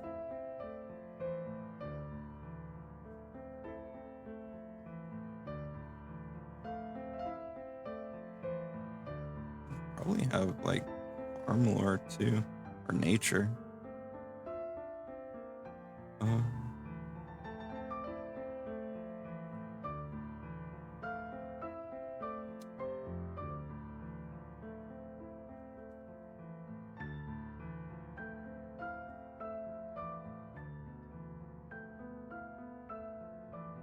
Like, especially with these unique characters, it makes sense for them to have more more lures or things than your average like character or like NPC, like non-unique NPC might have, especially when it comes up in their history. Like he spent 16 years on a farm. He knows how to farm. He might not be the best in the world at it, but he probably knows how to do it at least.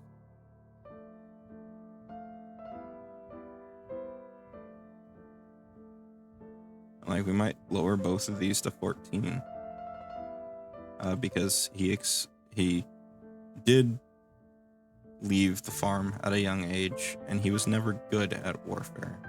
So we'll lower both of those to 14.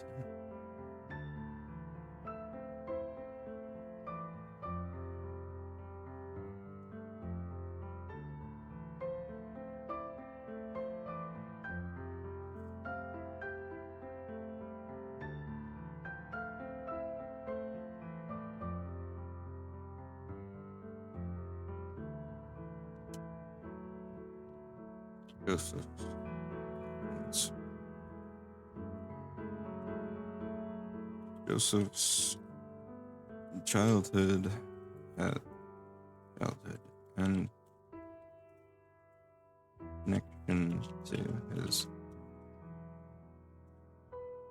adoptive family have never left him wanting.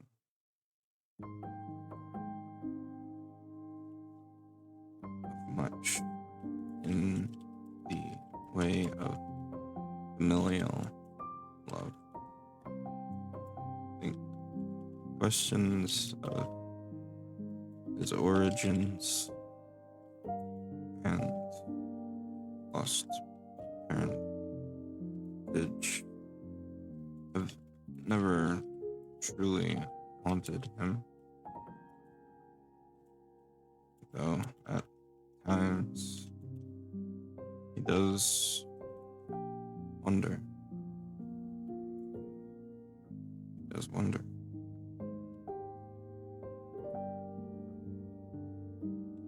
Why was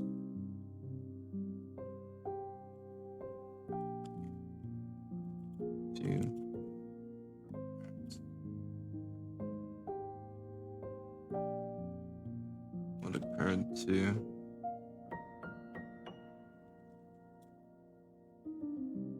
He does wonder. No, he does wonder.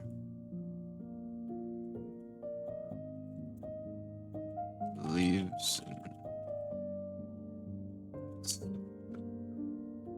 evidence that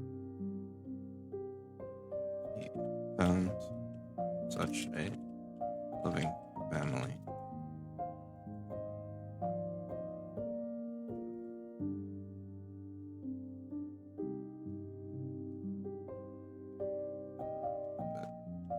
But knows it is unlikely he was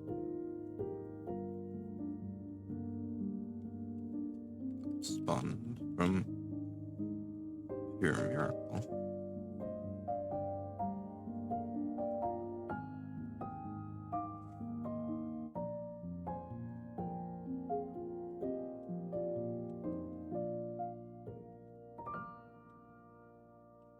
Exploring the possibility of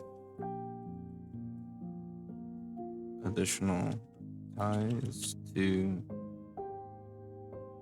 historical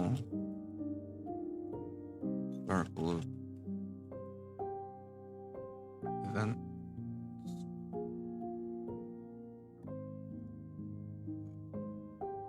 Ties to historical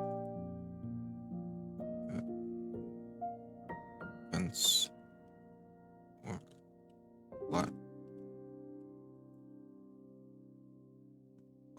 relevant, not relevant, but relevant.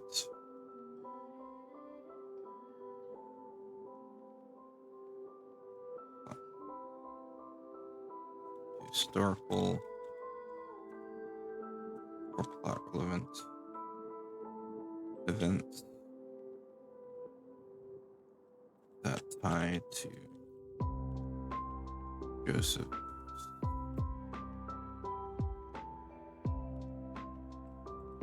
No, parenthood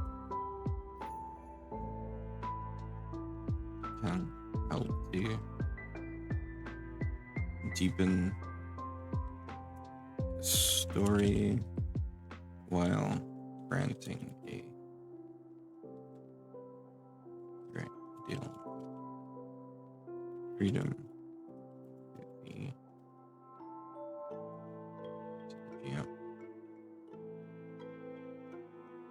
Great deal of freedom to the GM.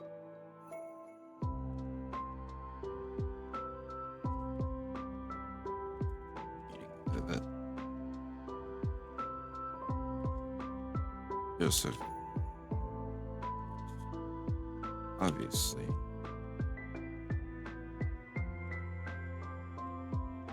starstruck. So, however, while his first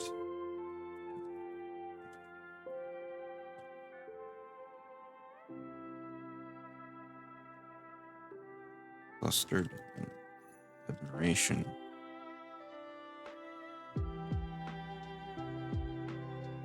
he isn't one to dwell on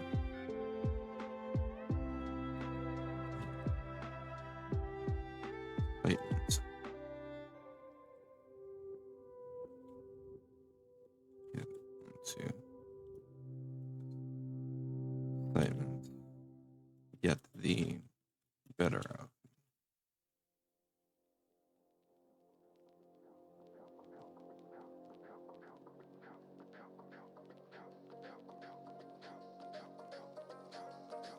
Tempered by his own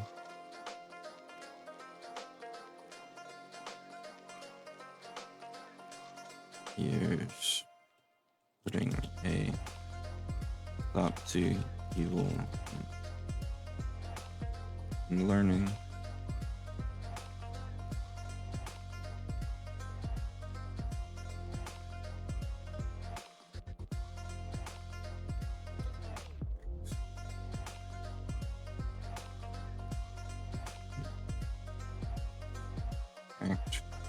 Gracious.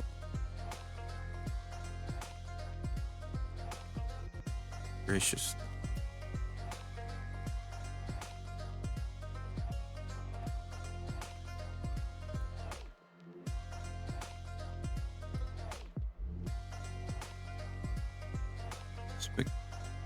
Hey Zynar, thanks for lurking.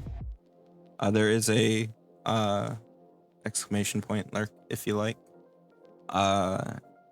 And a thing I saw the other day is if you're lurking and turning the volume off, please don't turn the volume all the way down because it actually makes you not count as a viewer.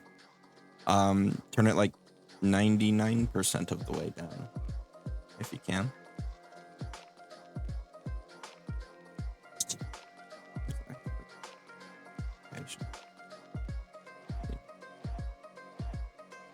Tempered about his personal hero.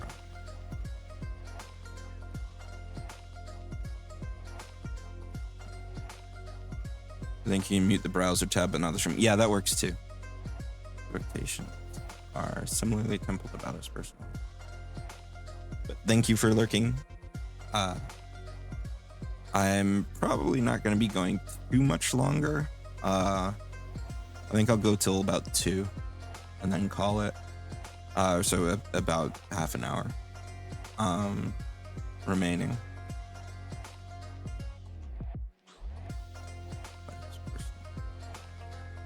Arrow.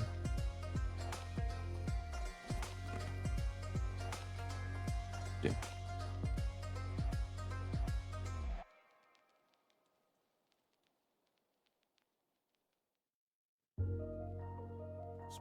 Arrow.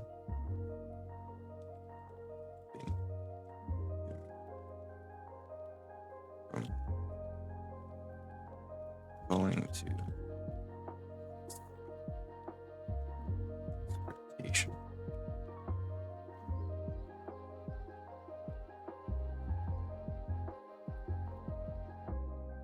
Okay.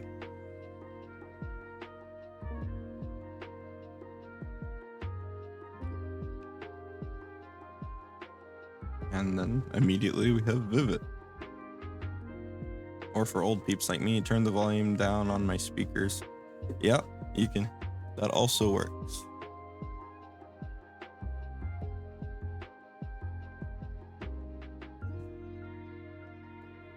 You got the little dial, a little twisty knob,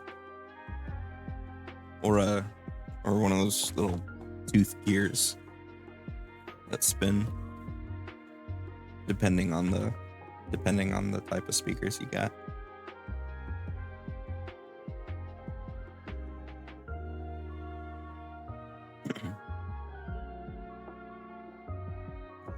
This thing is Vivid fits pretty good already. We do need a sidebar for her, but she fits pretty good.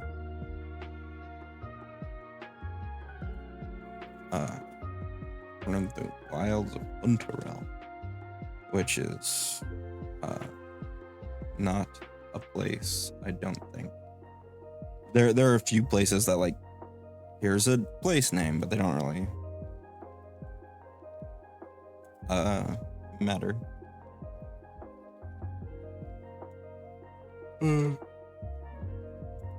Yeah, excuse me. They don't really matter in terms of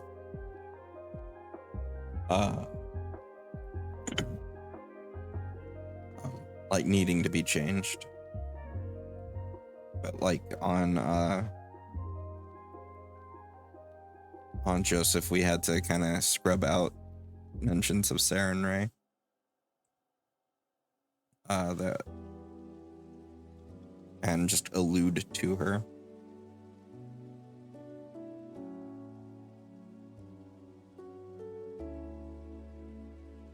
Denizens of Parched Woods, despite nothing overboard.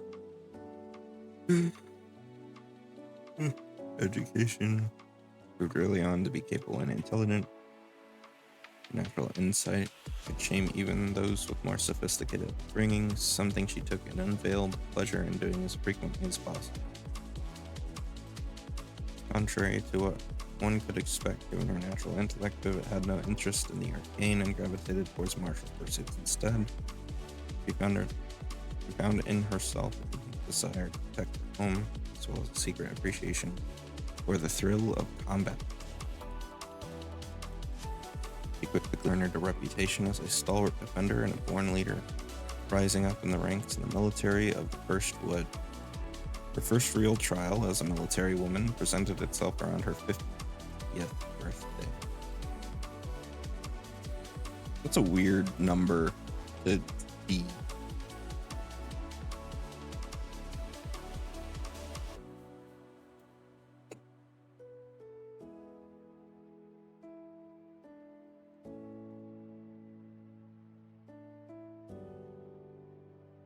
'50th birthday, a terrifying abomination started poisoning the land and laying waste to the forest. Many turned their gaze to Vivet to handle the threat. Stepping up to the task, she carefully assembled an elite force that would lead the force she would lead against the beast, advising the higher ranks against frontal assault. But as she was formulating a plan,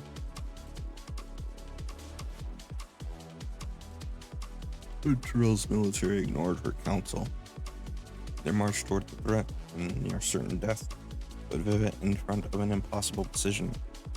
They lived with her elite forces and wait for the perfect opportunity to strike, sacrificing these poor soldiers, or join the Rain regiment and risk losing the battle. Vivet elected to look at the bigger picture and waited until the time was right. Her strategy worked to perfection, and they felled the beast. But of the 1,000 soldiers of the First Wood's army, merely 100 survived.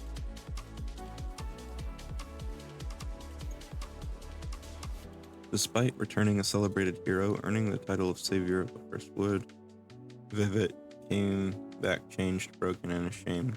Turning down the title and promotion offered, she left her home to perfect her training, dedicating her life to mastering the art of slaying evil. She swore that no others would suffer the cruelty of the lower planes, but more importantly, she swore never to resort to sacrificing life in the name of victory. Her training and vows as a holy champion served the ultimate purpose of pursuing her mission. Embracing both her newfound devotion and her extensive military experience, Vivet has made for herself somewhat of a unique path in life. The one of a commander or higher. Just one of a commander for hire, I think. One of a commander for hire. Unrestrained from the chain of command, uniforms, and nation, she travels the world offering her services as a military commander against fiendish incursions, trains and leads soldiers into battle against the forces of pure evil. A little payment in return. Her reputation for efficiency and zeal goes so far that any fiend considering an incursion on the material plane had best consider an important question. Where is Vivet the Savior at the moment? As a crusader, Vivet's main use in a campaign is to assist heroes in a call to action. Capable leader and firm believer in the merits of operating outside the confines of traditional military structure, is more than happy to delegate missions to independent parties. This makes her a perfect source for quests for early levels. Her determination to save lives can also be leveraged in an adventure, for example, by having her lead a rescue mission for the party. She might appear as part of a last-minute save in a combat that went awry, to interrupt the combat and force a recurring villain to flee, or to save the party from a fight they were never meant to win, in order to emphasize the threat of your main villain. Vivet's high level and potential role as commander make her a great recurring character in your story. If the campaign was a recurring villain, it would be natural for Vivet to aid the party at numerous key moments, as well as in the final confrontation, though you should be mindful of not letting her seize the spotlight.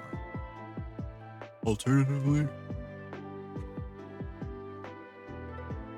I don't know why reading makes me yawn, like reading out loud. Alternatively, Vivet's goals and those of the heroes might not align, offering a non-antagonistic obstacle or source of friction. Though unlikely to antagonize good aligned player characters, Vivid's desire for more direction against evil can leave her at odds with those who might prefer a more nuanced or subtle approach. In case of conflict, Vivid is always ready to draw her sword, but will engage in diplomacy first and foremost. While her demeanor might appear slightly dismissive, she is not vivid in her thinking. Her actions and decision making show her willingness to consider she might be wrong. Vivid in her thinking.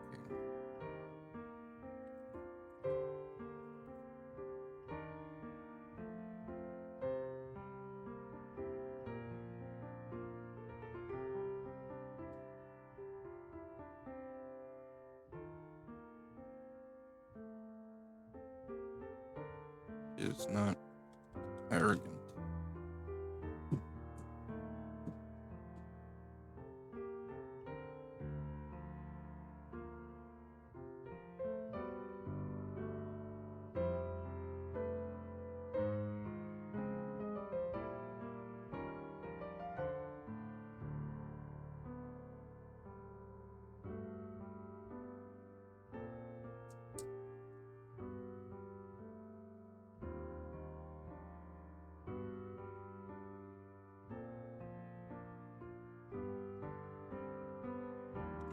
It's gonna take too much deviation to make that work. Okay. I believe Vivid's already had a mechanics pass, because we put her out in an earlier thing. But I'll still double check her when the time comes.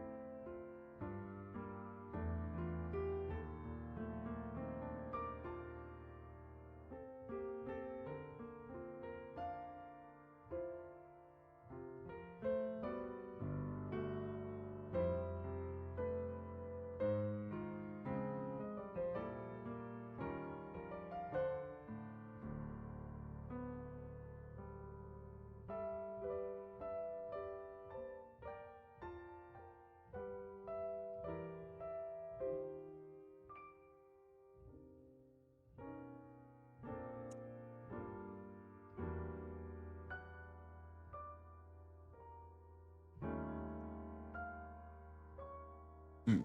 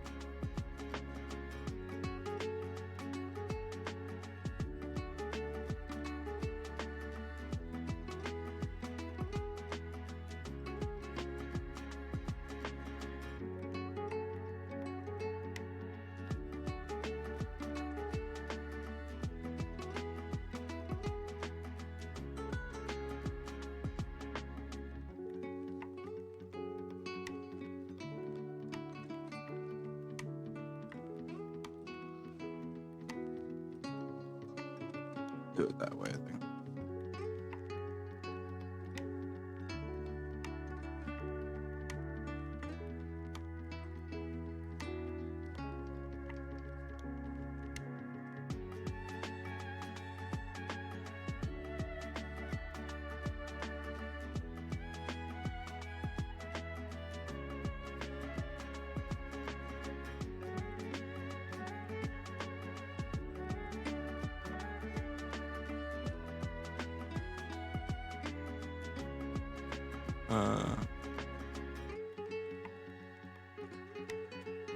Wait a second.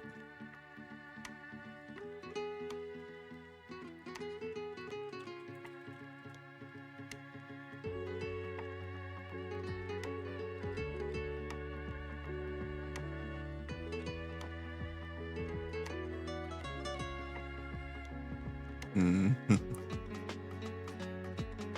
I see it. I see a reference in her artwork that is probably good that it's mostly covered up. Just for legal reasons. She's got the glyph of the open road on her tabard. But it's mostly covered up, so like, you could tell, but you can't say definitively.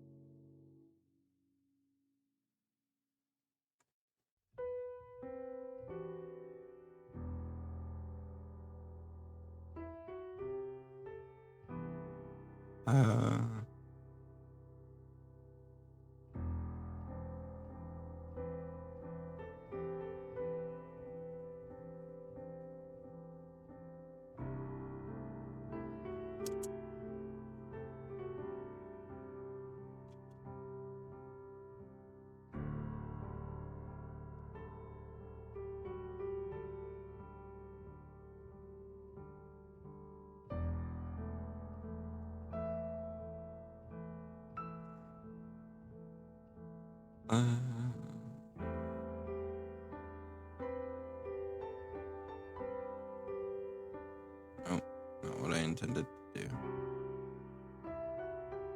No, stop. There we go.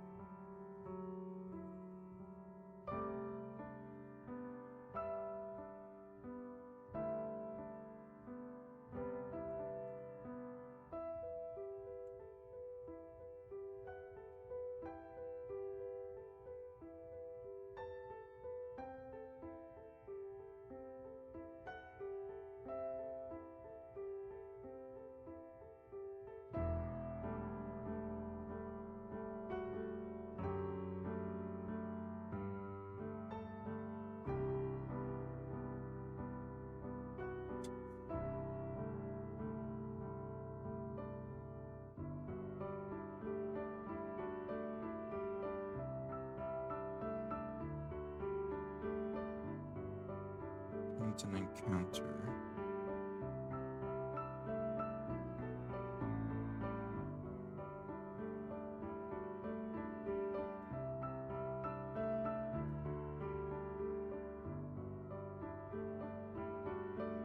So, like, this basically gives her a strident strike at the beginning of combat, if she's already there. But it doesn't really do anything else, because nobody else will have a reaction to use at that point. But if she joins afterwards, like as she's mentioned, showing up in the nick of time sort of situation,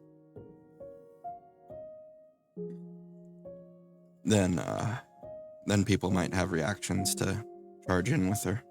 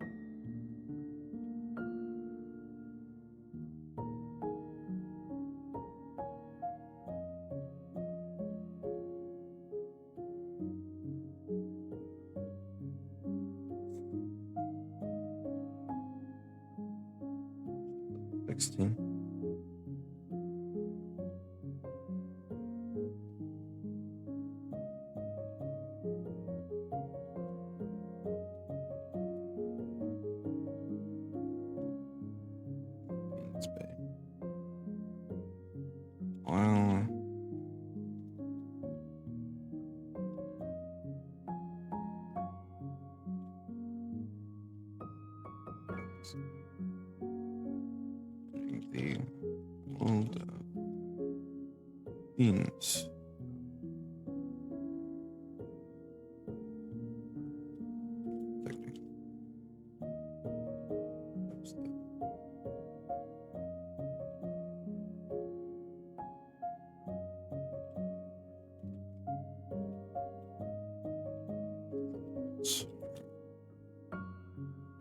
Primary goal.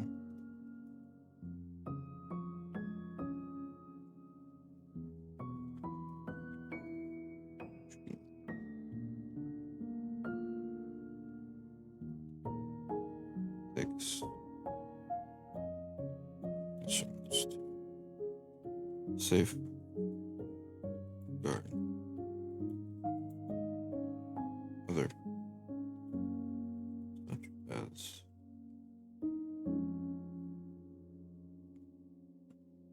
Such as undead.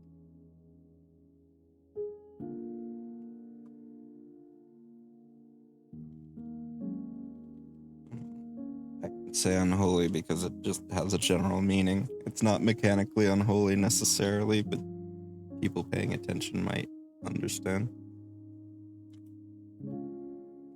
Such as undead.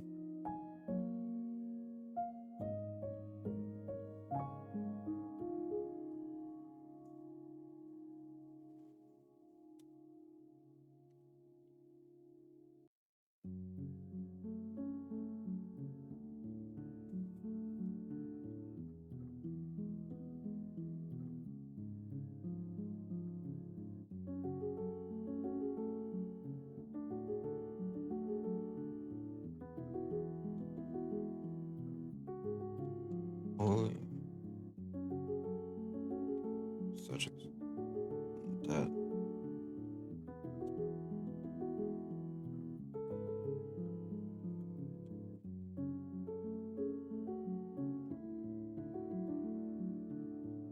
Creature.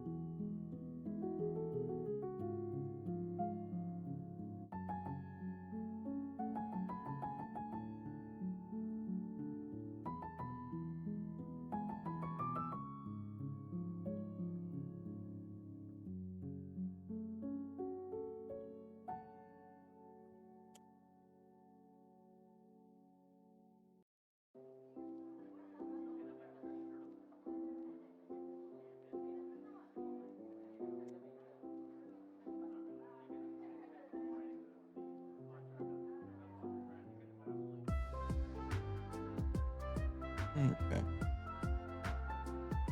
Hit the save button, and it's almost 2 o'clock, so I think that's where we'll end. We got through Vivid, so we got through page 14. Not including the title card, which still needs to be done. That's what, 4 to 14, basically 9 pages done. It's not bad. All right, so let's see if we can find somebody to raid.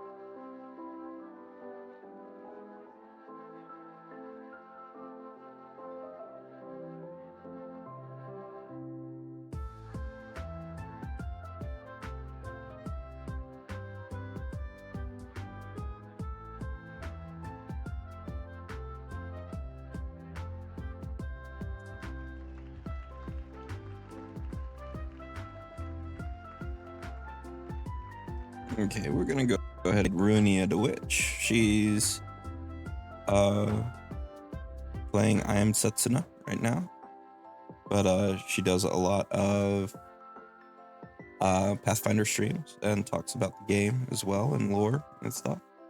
So we're gonna go check her out.